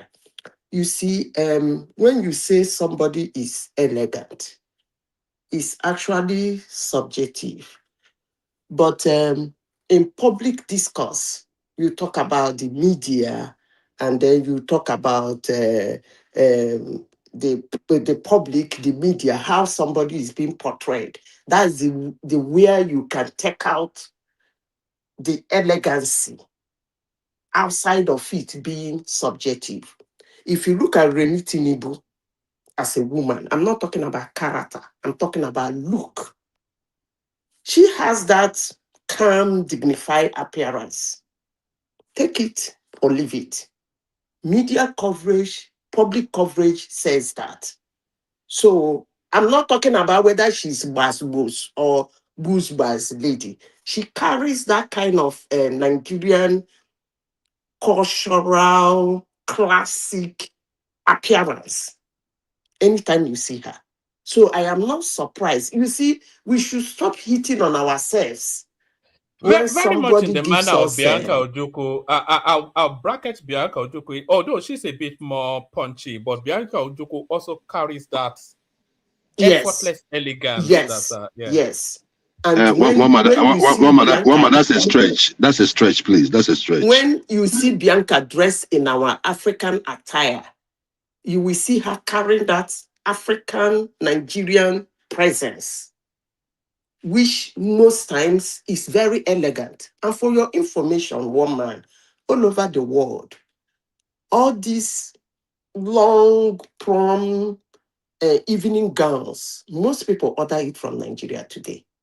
I even heard that Nigerian designs are causing trouble in African countries, in their weddings, in their occasions. Some Africans are kicking against it. I beg your pardon, Zita, but do you know that all African weddings now is Owambe and Ashwebi? Do you know Yes, that the that's what whole I'm of saying. Africa is now Ashwebi? Yes, that's what I'm saying. They dress, they seem to pick from that look of a Nigerian bride or a Nigerian groom. Yeah, but it is what it is. If somebody said it's okay, it's even ridiculous for somebody to say anything in Nigeria is okay, but it is what it is. I just want to correct that. But let me go back to what you said earlier. You talked about ethnic diverse. It depends on what you mean by that. They have what they call ethnic, racial, and this. Nigeria is not number one. Yes, Nigeria is among the top 10. Uganda, as a country, is the most ethnically diverse nation in Africa. Uganda, seconded by Liberia. So it's not Nigeria. I will come to that when I want. The data don't support that, so that's the data on the screen. I right don't know there. the kind of ChatGPT you are using. And look at it now. This is the You, question I you have to go back and make hold your research again. on. This is the question I hold on. This is the question I interrogated. Which country has the most ethnically diverse mix? Top 10. So that was the simple question, and this was what they came up with. Papua New Guinea, Nigeria second, India, Indonesia, Cameroon, Congo, Tanzania, United States, South Africa, Brazil. Maybe you have to do that search again. Even when we did history, Nigeria is one top 10, but Uganda, Liberia, and Togo, I think they match when it comes to ethnically, unless you are talking about cultural diversity and language. When you talk about cultural, when you talk about cultural diversity, includes language. Yeah, Nigeria can top the chart. But when you mean ethnicity, because in Uganda, the largest ethnic group in Uganda is 15%, to tell you how much diverse they are. I have a lot of Ugandan friends, and I've been to Kampala. Madam Zita, I think we are just talking semantics now. I think it's just semantics. I think what my is trying to get at is the fact that there's formally identifiable ethnic groups, and we group ourselves and operate in such a manner at a national level. Whereas the others are much more, they operate a lot more, as one. Whereas we identify quite openly as different. And the way we run our society, we make that difference. That difference affects every social political. Well, if you said that, you might be right. Now, let me go back to Dogara. You see, one man, I want to sound a little bit, I don't want to be civil in discussing what Dogara said. I will try to be a little bit taken aback. Sometimes I ask, how did we get these people in the helm of affairs to speak on our behalf? I'm very sure Dogara doesn't know what is foreign interference. Maybe he's limiting it to foreign interference means foreign countries telling us what to do. But either way he looks at it, it's actually mundane for him to say such a thing. Because Nigeria has not even, okay, let me say this. When we were not foreignly interfered, what have we done? What did we gain? Because United States is the most foreign interfered country on earth. It's the highest lobbied nation on planet Earth. Everybody wants to get something out of them. And they pay huge sums of money interfering, either by hook or by crook. So I don't really understand what he means by foreign interference. Maybe he would have been more clearer in what he meant by that. Because there is no country on earth that will not in one way or the other have foreign interference. Either in economies, in your government, in your education, somehow, the foreign countries has to interfere. That's actually what we call trade. You are seeing it in the negative line. It's left for you as a country to reduce the negative interference and build more on the positive interference. So for somebody like Dogara to open his mouth to say that, somebody like me in my little corner, as stupid as I am, will be saying, how did we get here? How did we allow people like this to be in power to speak? So much so that when they speak, it will be in papers. And we come here to discuss. These are people representing Nigeria. Really? Wow. It's actually funny and ridiculous. Maybe somebody should ask him, what do you mean by Nigeria is leading into massive foreign interference? Nigeria they don't build any machinery, weaponry. We don't have a weapon company. Like the one that said they have in Oka or somewhere, I don't know how far. Oka made body them and all those things. I don't know how far that is. We depend on foreign countries for our weapons. We depend on foreign countries for most of the things we have. It's a growing nation that is crawling, it's not running, it's not fast enough. And one of the leaders, all he could come up with is foreign interference. Maybe he should help us and explain what he means by foreign interference before I could go into that. Please, one man, can you tell me the next topic, I beg? We were also with our friend Malam Nandekano, who has issued yet another directive for the sit-at-homes to come to an end. So, and it's quite clear this time around. And we were then, because our chairman came on and she was telling us about her experience. She went home over Christmas, as you know, that she wanted to leave the East on Monday. But she did not want to have to contend with any of those narratives. So she had to change her travel plans and then leave on Sunday instead, a day earlier. So we were just talking about the consequences of this sit at home. You know, in our own little micro experience there. So if you expand that to the lived experience of people in that region, then you will want to say that it has impacted on their life significantly. So how long have we had the sit at home? We've had it, 2, 3, maybe 4 years. If you take that, so they've been on a 4-day week for 4 years solid. So what has that sit-at-home achieved? It has not brought the Biafran secession as a conversation with the government. The government are not negotiating anything Biafra. It has not moved the needle in any way in terms of the direction. It has not removed Nnamdi Kanu from the clutches of the authorities. In fact, they've doubled down and given him a life sentence. So are we to consider then those 3-4 years, those wasted years, and the burden of the pain inflicted on the exact same people that you say you are seeking to liberate?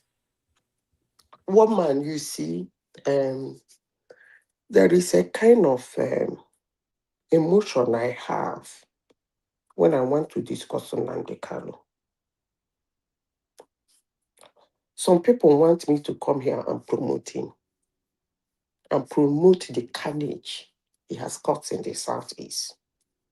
I'm not going to do that, and I will never do that. And if I do that, what I believe in will never forgive me.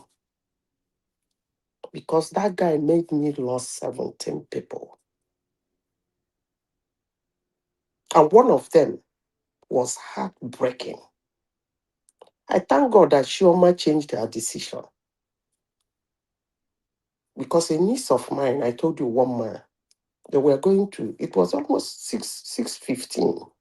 They were rushing to Port Harcourt. So sorry, Zita. Yeah, Can they were people rushing please, to Port Harcourt to board the flight back to Canada. sorry, invite them to push up our numbers. We need the subscribers going up and the likes as well. Carry on, Zita.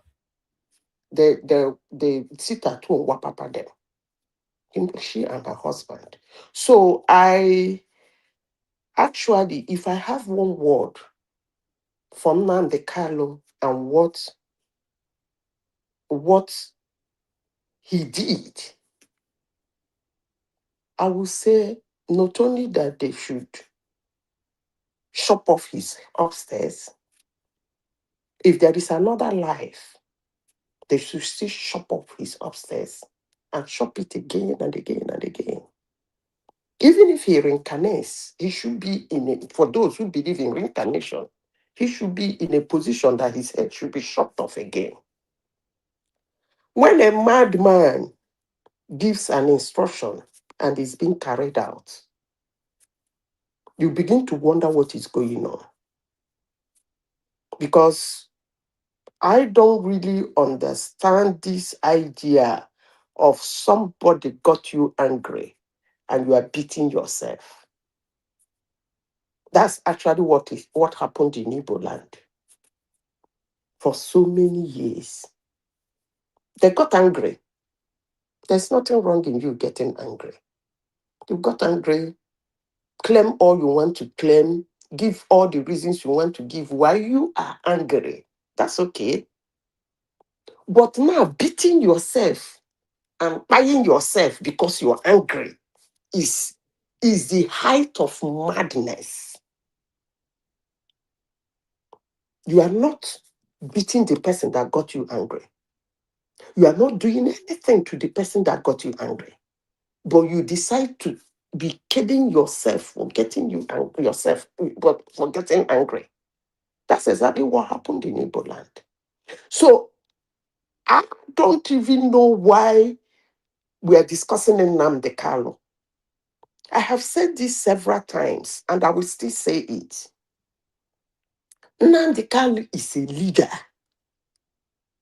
of IPOD. Leader, that's the word. And the last time I checked, people who are leaders of secession, people who are leaders of group, whether they attack terrorists or militia, their leaders are being pied aside. The instruction by the military, more especially in Africa, is when you see them, pie them. There is no discussion. I begin to wrap my head why Nnamdi Kanu is being given this so much opportunity. Not only that they caught him, they didn't buy him aside. They took him to court. They used Nigerian taxpayers' money to feed him for several years.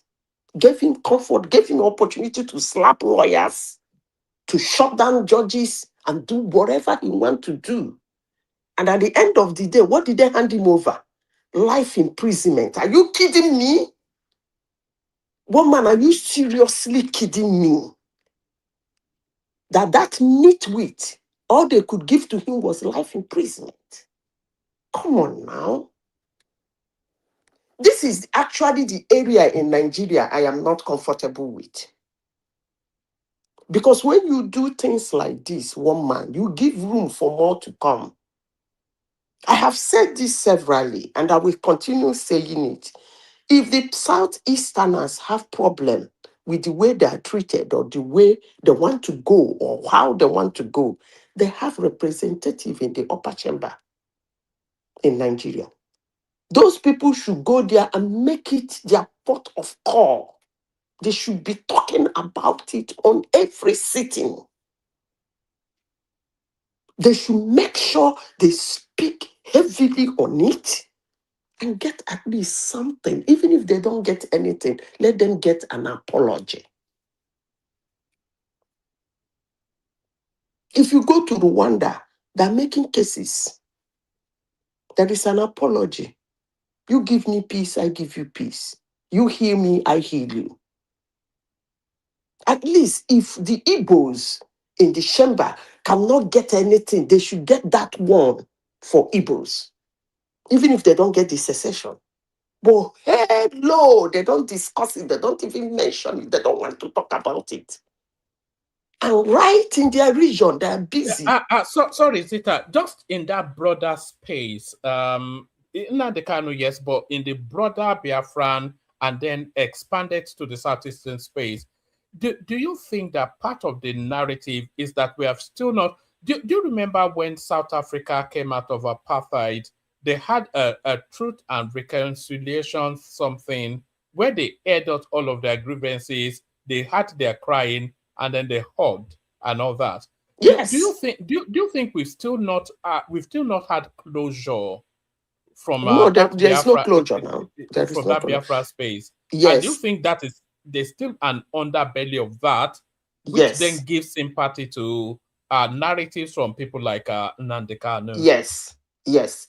Because you see, one man, the first time they tried to shut it down by putting nobody should discuss it. You remember before, I think it was Shehu Shagari. Is it Shehu Shagari or whoever that removed that thing so that he will win vote from some whatever, told Ojukwu to come back and remove that, do not say, I think there was something they said you should not discuss the Nigerian Biafran war anyhow. Somebody in the presidency sometime removed it.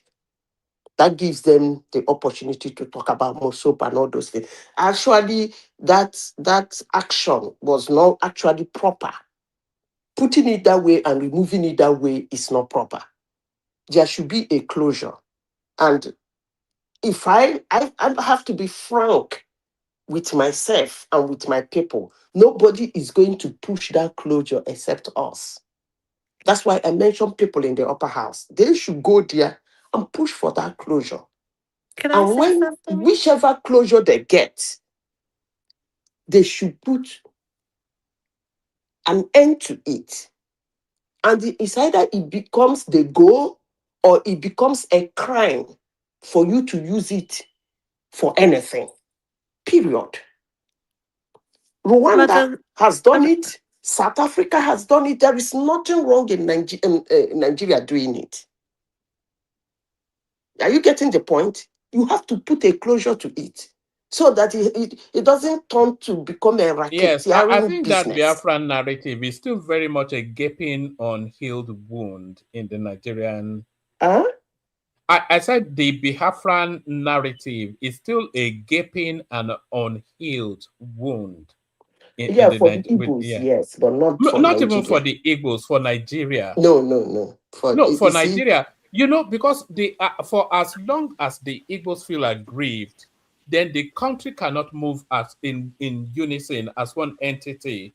And if such a significant part of the country feels detached somewhat or feels hard done by, then we cannot really we can't punch with one fist, because that fist will not clench for reasons of the aggrievement of the Southeast. Not it's one man. really a Nigerian problem rather than a Southeastern problem. No, one man. No, I don't know where you got that one from, but no country moves as one as an entity anyway. There must be somebody, some group somewhere in any country that is quaking head.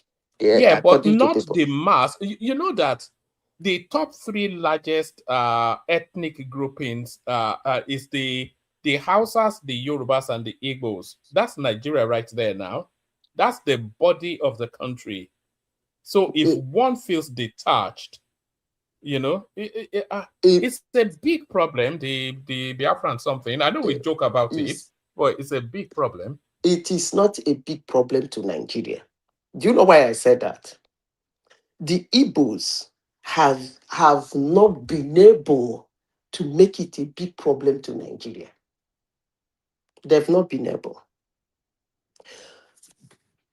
I've said this. Let me try to push it a little bit further.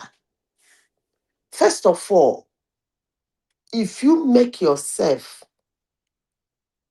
I won't use the word indispensable, but I will use the word highly recognized. You become an entity that can be listened to. I hope I'm making a point here. I don't want to use the word indispensable. Let me tell you this. If you see the carnage that happened in Igbo land, at a point, it was as if Igbo people were left to deal with their poo. But look at what is happening in the north. Carnage is going on. And every day you see our military, our government running scatter, running around. Why is that so? Because the North has made themselves somewhat of important to the Nigerian government. So anything that comes out from there becomes a problem to Nigeria, but not with the Igbos. Hate me, like me, I'll say this. Honestly, sincerely speaking, they can come here and attack me as they like. But one thing is important. They should go home and think about what I'm saying. You have to make yourself a little bit important. Either with your vote or with your voice. If Igbo become a swing region for Nigerian election, trust me, Biafra will become an issue for the whole of Nigeria. But at this seat now, one man, no matter how you try to do it, it's an Igbo thing. It's an Igbo thing. Trust me, most Nigerians didn't even know that that kind of carnage is going on in Igbo land. It's an Igbo thing because they are beating themselves. They have not been able to bring it to the federation. It's always within. Why they do that, I don't know. Are they scared of coming out to talk about it? What are they scared of? What are their senators and their because even one man, even when they did the Oputa panel, it wasn't part of Oputa panel. Surprisingly, at least they would have started from there. It wasn't part of it. So why is it so? What are they scared of? Why are they not pushing it? Is there anything they're not telling the Igbos? But one man, let me say this before I hand over to the next person. Calling that thing Nigerian Biafran War is actually ridiculous. Because you cannot be saying a country that never existed fought a war.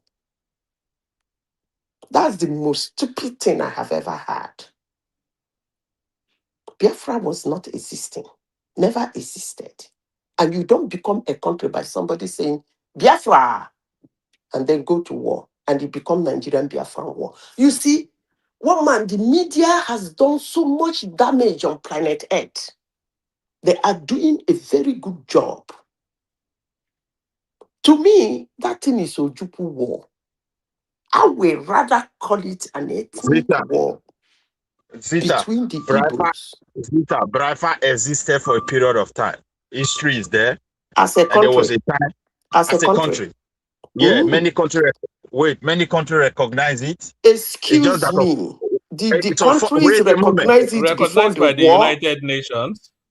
The United Nations recognize Hold on. I want to ask the person a question. I don't know who is across speaking. the world today not even recognized by United Nations, but they are country of their own. Hold on. You know, he existed, but they lost along the line. We can't just say Let me ask you a question. Please answer me. The recognition, was it before the war or after the war? Before the war. Before the war, it was recognized. Okay. So what you are saying is that before Nigerian Biafran war, somebody somewhere went about and was getting recognition for a country called Biafra in Nigeria. Every country started existing from somewhere. So answer my question, please. You said before the Nigerian Biafran war. Can I clarify this to you? When Ojukwu declared Biafra Republic, countries many before then, please. Before then, I said before the war, before the declaration, was there a country called Biafra? That's my question. Before the war, there was. I shouldn't be talking to you. One man, please, let me continue. Okay, so before the war, there was a country called Biafra in Nigeria that has been recognized. I don't think you understood the question. I don't think you understood the question. One man, I understand that question very well. Let me explain a little bit. You see, the thing is this. Both Biafra, Nigeria, they were all created by the British. You understand me? So when Ojukwu declared Biafra Republic, we stand. Countries across the globe. Hold on. When did the British create Biafra? I didn't say no. And what is our national anthem?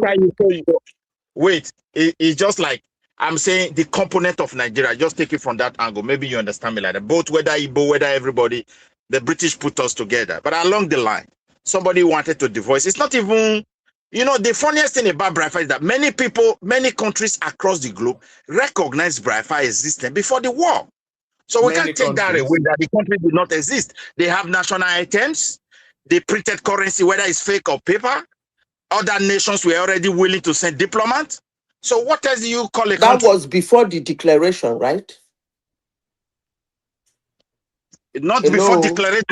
You don't even know that Biafra lasted for so many months before the war. I said before the declaration, they have currency. Today and there was war the following day. They No, were recognized. It was recognized. It was before recognized by so many countries across the globe.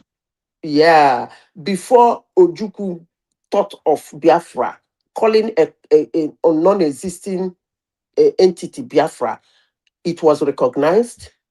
They have currency. No, that's not what I'm saying. When Ojukwu declared Biafra Republic, many countries recognize it as a country. That means you didn't understand my question. Okay. You cannot Zita, you can continue. I want to do something. Listen, what I said is, you cannot say that a country that was not existing for the war. That's what I said. Being a country is just one man coming out to say Nigeria and Biafra. My country is Biafra, and he goes into war.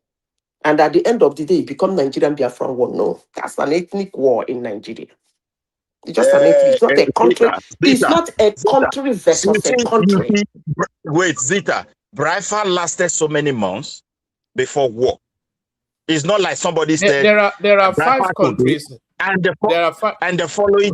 Yeah, continue. Go on, make your point, and make your point, and I'll come after you. Ojukwu didn't say Biafra today, and tomorrow there was war. Biafra lasted many months before the war.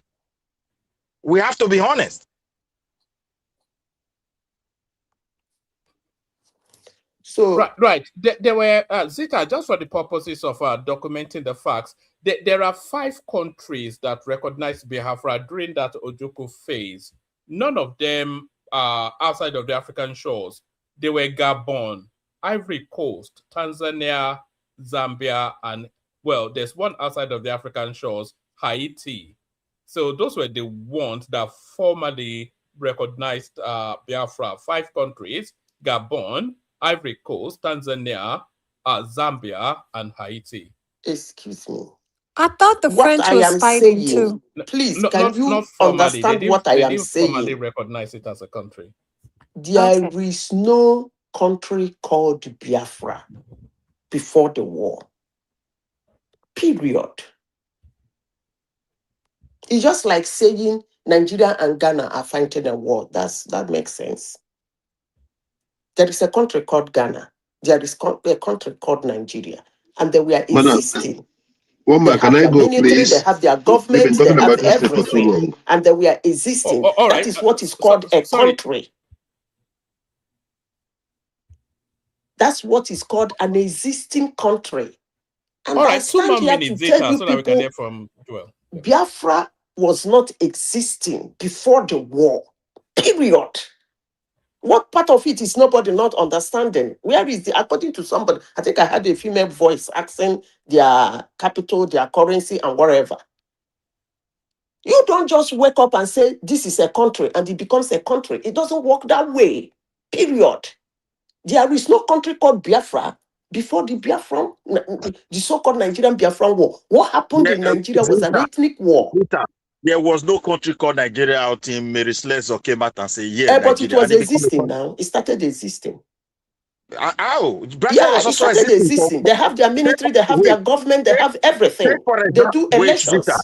Vita, if So that it space was were recognized properly as a country. It was an existing country.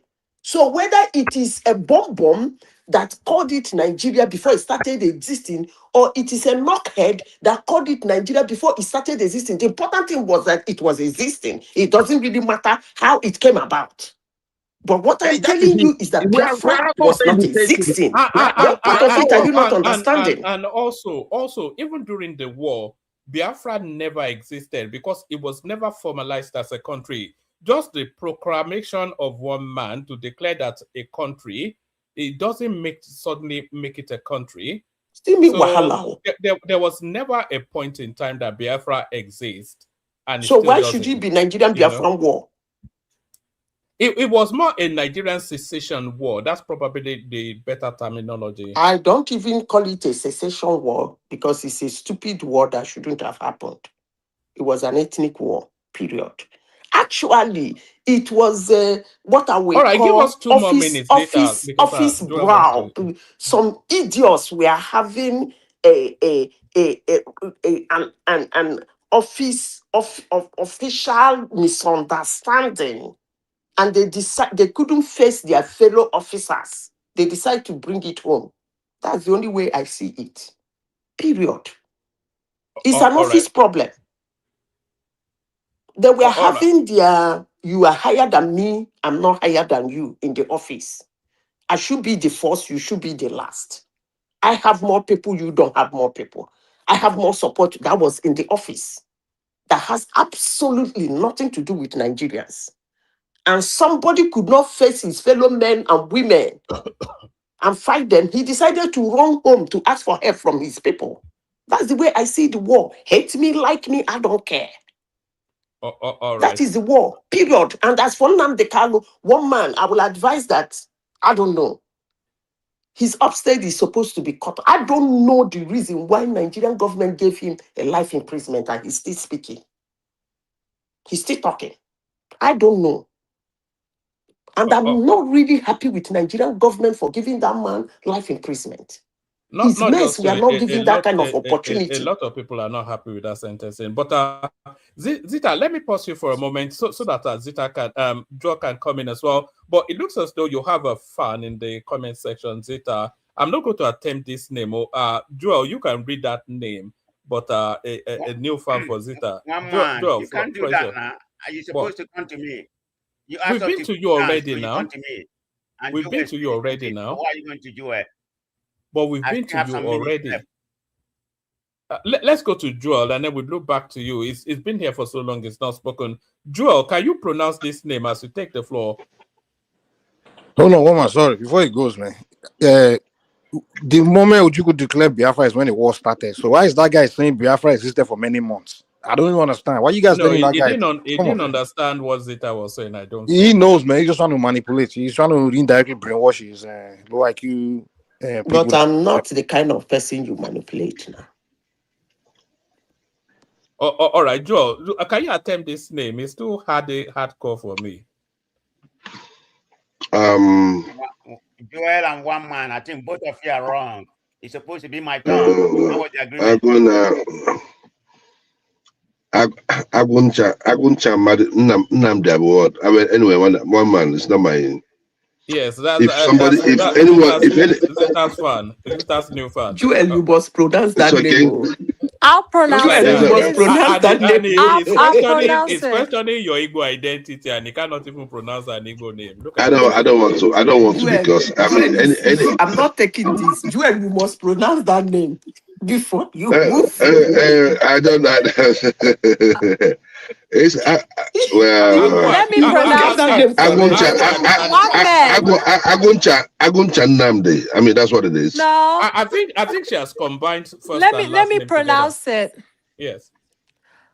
Agwo Ncha Nnamdi. Agwo is a snake. It's not agwo. It's not. There's no O in it. There's no agwo. AGW. Agwo. So I was right. Aguncha Nnamdi Lutana. It's not agwo. There's no O in it. An American understands Igbo more than you, Joel. Look at that. An American. No, I was the one that pronounced it right. She pronounced it wrong. I think she's saying O. There's no O in it. If it's O, then that's snake. But it's agwo. Well, you found out, Joel. You've been found out. You've been discovered. Should we strip Joel of his Igbo card? Because Joel, it's not agwo. Because it's agwo. It's AGW. Agwo. Any Igbo person listening is agwo. Agwo is AGWO. Okay. Or O in some places too, right? Agwo. Okay. Thank you. AGWO is agwo. Yeah. All right, Joel. Floor is yours. All right. Morning, afternoon, evening, wherever you may be listening from, Joel of Nigeria on the One Man Show. Please like, share, and subscribe. Please like. One man. Before I go forward, I do not think that Nnamdi Kanu should be killed. People make mistakes. But when we look at how the Nigerian states have not been able to answer the Biafra question 60 years, how old now? I think 40 years after, 50 years. It's still sad. We've not had a closure to that war. And that's the reason why, if an Nnamdi Kanu is incarcerated, you will have a Simon Ekpa. Tomorrow there will be another person. As long as we've not answered the Biafra question, we will still continue. We shall continue to have issues like this happening within our society. Joel, can you expand it what that question is and what the What answer question? might look like? You said Nigeria has not asked or answered the Yeah. There needs to be a closure, right? There needs to be a truth, and like the one we had with like what we have with Oputa panel, right? You find out that after the Oputa panel, some people might say it did not achieve everything. Sorry, Joel. Choma, can you check your WhatsApp? Sorry, carry on, Joel. You might say that it did not, tick all the buttons, right? But you can see that it really helped even ushering in OBJ at the end of the day, right? Because OBJ was president when OBJ formed. Sorry, you were the one that put the panel. But you found out that it helped quell with everything that happened after Abiola's death, the coup and everything. People started seeing everybody like participant in the war, participant in the coup, right? Participant in the government of Abacha. You know? No, sorry. It's because the Yoruba moved on. That's the reason. Hold on, please.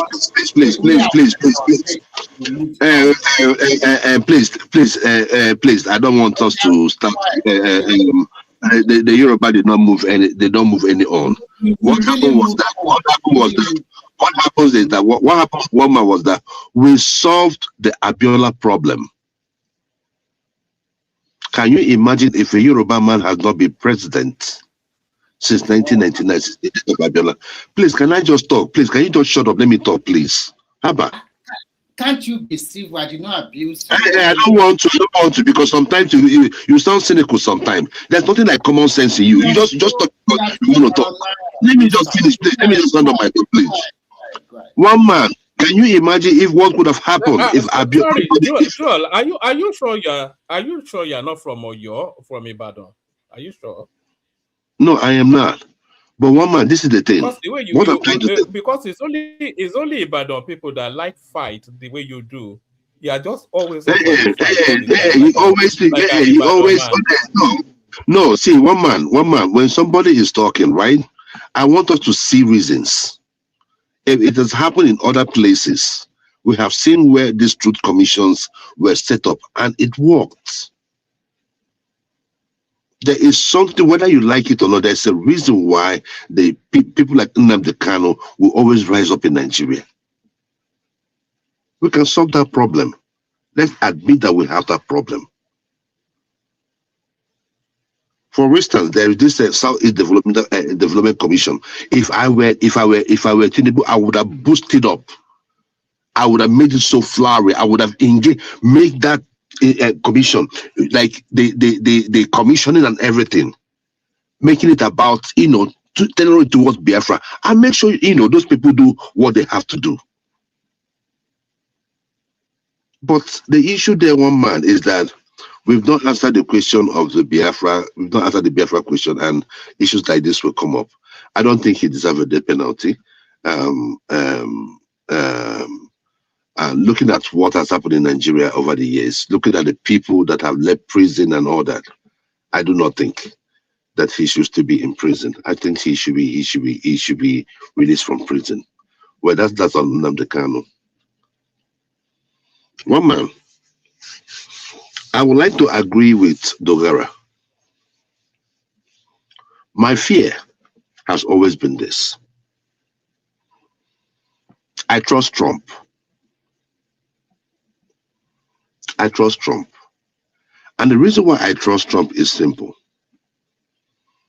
I know that if there is anything that Trump will like to get from Nigeria, it would like to be like a business deal.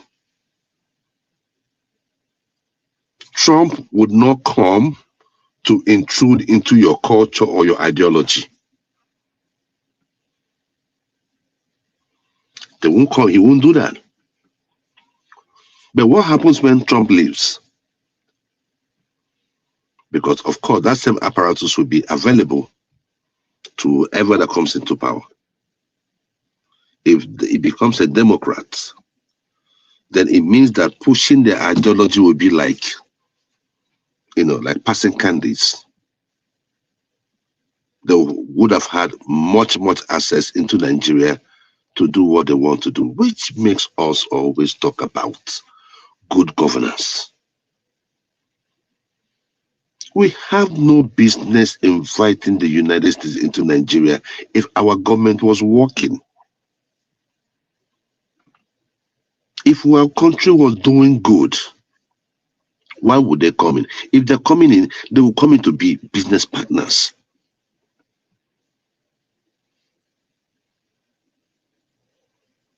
But the issue there is this. Whether they are coming for the right or the wrong reasons, we have to accept them because we need that help. We've sabotaged ourselves so much that it seems like, The country is at anybody's, whatever any person thinks in any region. Oh, come on, just do your thing, and But with the help of Trump, these things are being, worked on. But my own biggest problem is when he leaves office, what would happen? If we have a Democrat in power, what would happen? So I partially agree with Dogara. The presence of Tinubu's wife, it didn't make. They went there to. It's just photo op. It's just for optics. I don't want to look at it and say, oh, what? My biggest problem is that if Trump leaves office, then we might have a problem in our hands. And one man, what's the other topic? So I can run it up on that one. Yes, we were also looking at there was this the Americans now have troops in Nigeria, and now they have now gone into closed door meetings with Tinubu, and then the images. I wasn't quite comfortable with the images coming out. Let me show you. Let me show you. Let me show you one of the images that caused me mild discomfort. So it says Tinubu receives U.S. military delegation at Aso Rock. So it was more a pictorial than an actual essay article. So those are the Americans right there. You can see Tinubu at the middle, and that's them, of course, with the Nigerian accoutrements. That's Nuhu Ribadu. That's the new. That's Musa right there, and those are the Army, Navy, etc., etc. And that's the American contingent, and that's them sitting in the oval hall equivalents or oval room equivalents of in Nigeria. But it was actually this picture that jarred me somewhat. If I expand it a little bit, you can see the look at the look on this. There's a knowing look on that guy's face. There's intention on that guy's face. But Tinubu, there's bewilderment and resignation on his face. So there's Who released this picture? Who released this picture in the first place? No, it came out of the government space, and it was released by the. It's me interpreting it. Oh, I'm sure people see it differently. But if you look at the totality of the narrative, it's almost as though we are already encircled. We are now being encaptured somewhat by these characters, these Americans. Yeah, it just fills me with discomfort somewhat. So what are you making then of the increasing American presence in Nigerian affairs? Why is Tinubu pulling Nigeria out? One man, the issue there is this, right? They're in Nigeria. Now, we can start talking about, them doing the job and what the rules of engagement might be. Now, Trump's way of, engaging in stuff like this is that he must get something out of it. So what negotiation was made behind closed doors? Was our rare earth compromised? And, we are in an election year. Is Tinubu trying to curry up favor? So depending on who wants it more, and I think this time around we want it more. So we might give up a lot of things that we might question later in future. But if the purpose of meeting is achieved, then probably we might lick our wounds and pick ourselves from here and there and keep it moving. But one more, like I said, my only fear in this is if there is a change of government, because this might infringe on our economy or either boost it or whichever way it goes. But that of our culture is where I'm having problem with. And if our culture is attacked, then I don't think we have any reason to leave. And I just pray that Tinubu, gauge the engagement we have with these people in such a way that it don't get deep into our national fabric to the point of deciding how we live our lives or not. Let it be just straight on security, and maybe uh, training, exchange, and weaponry, and weapon buying. Let us just leave it at that. But when it comes to like our own culture, our own ideology,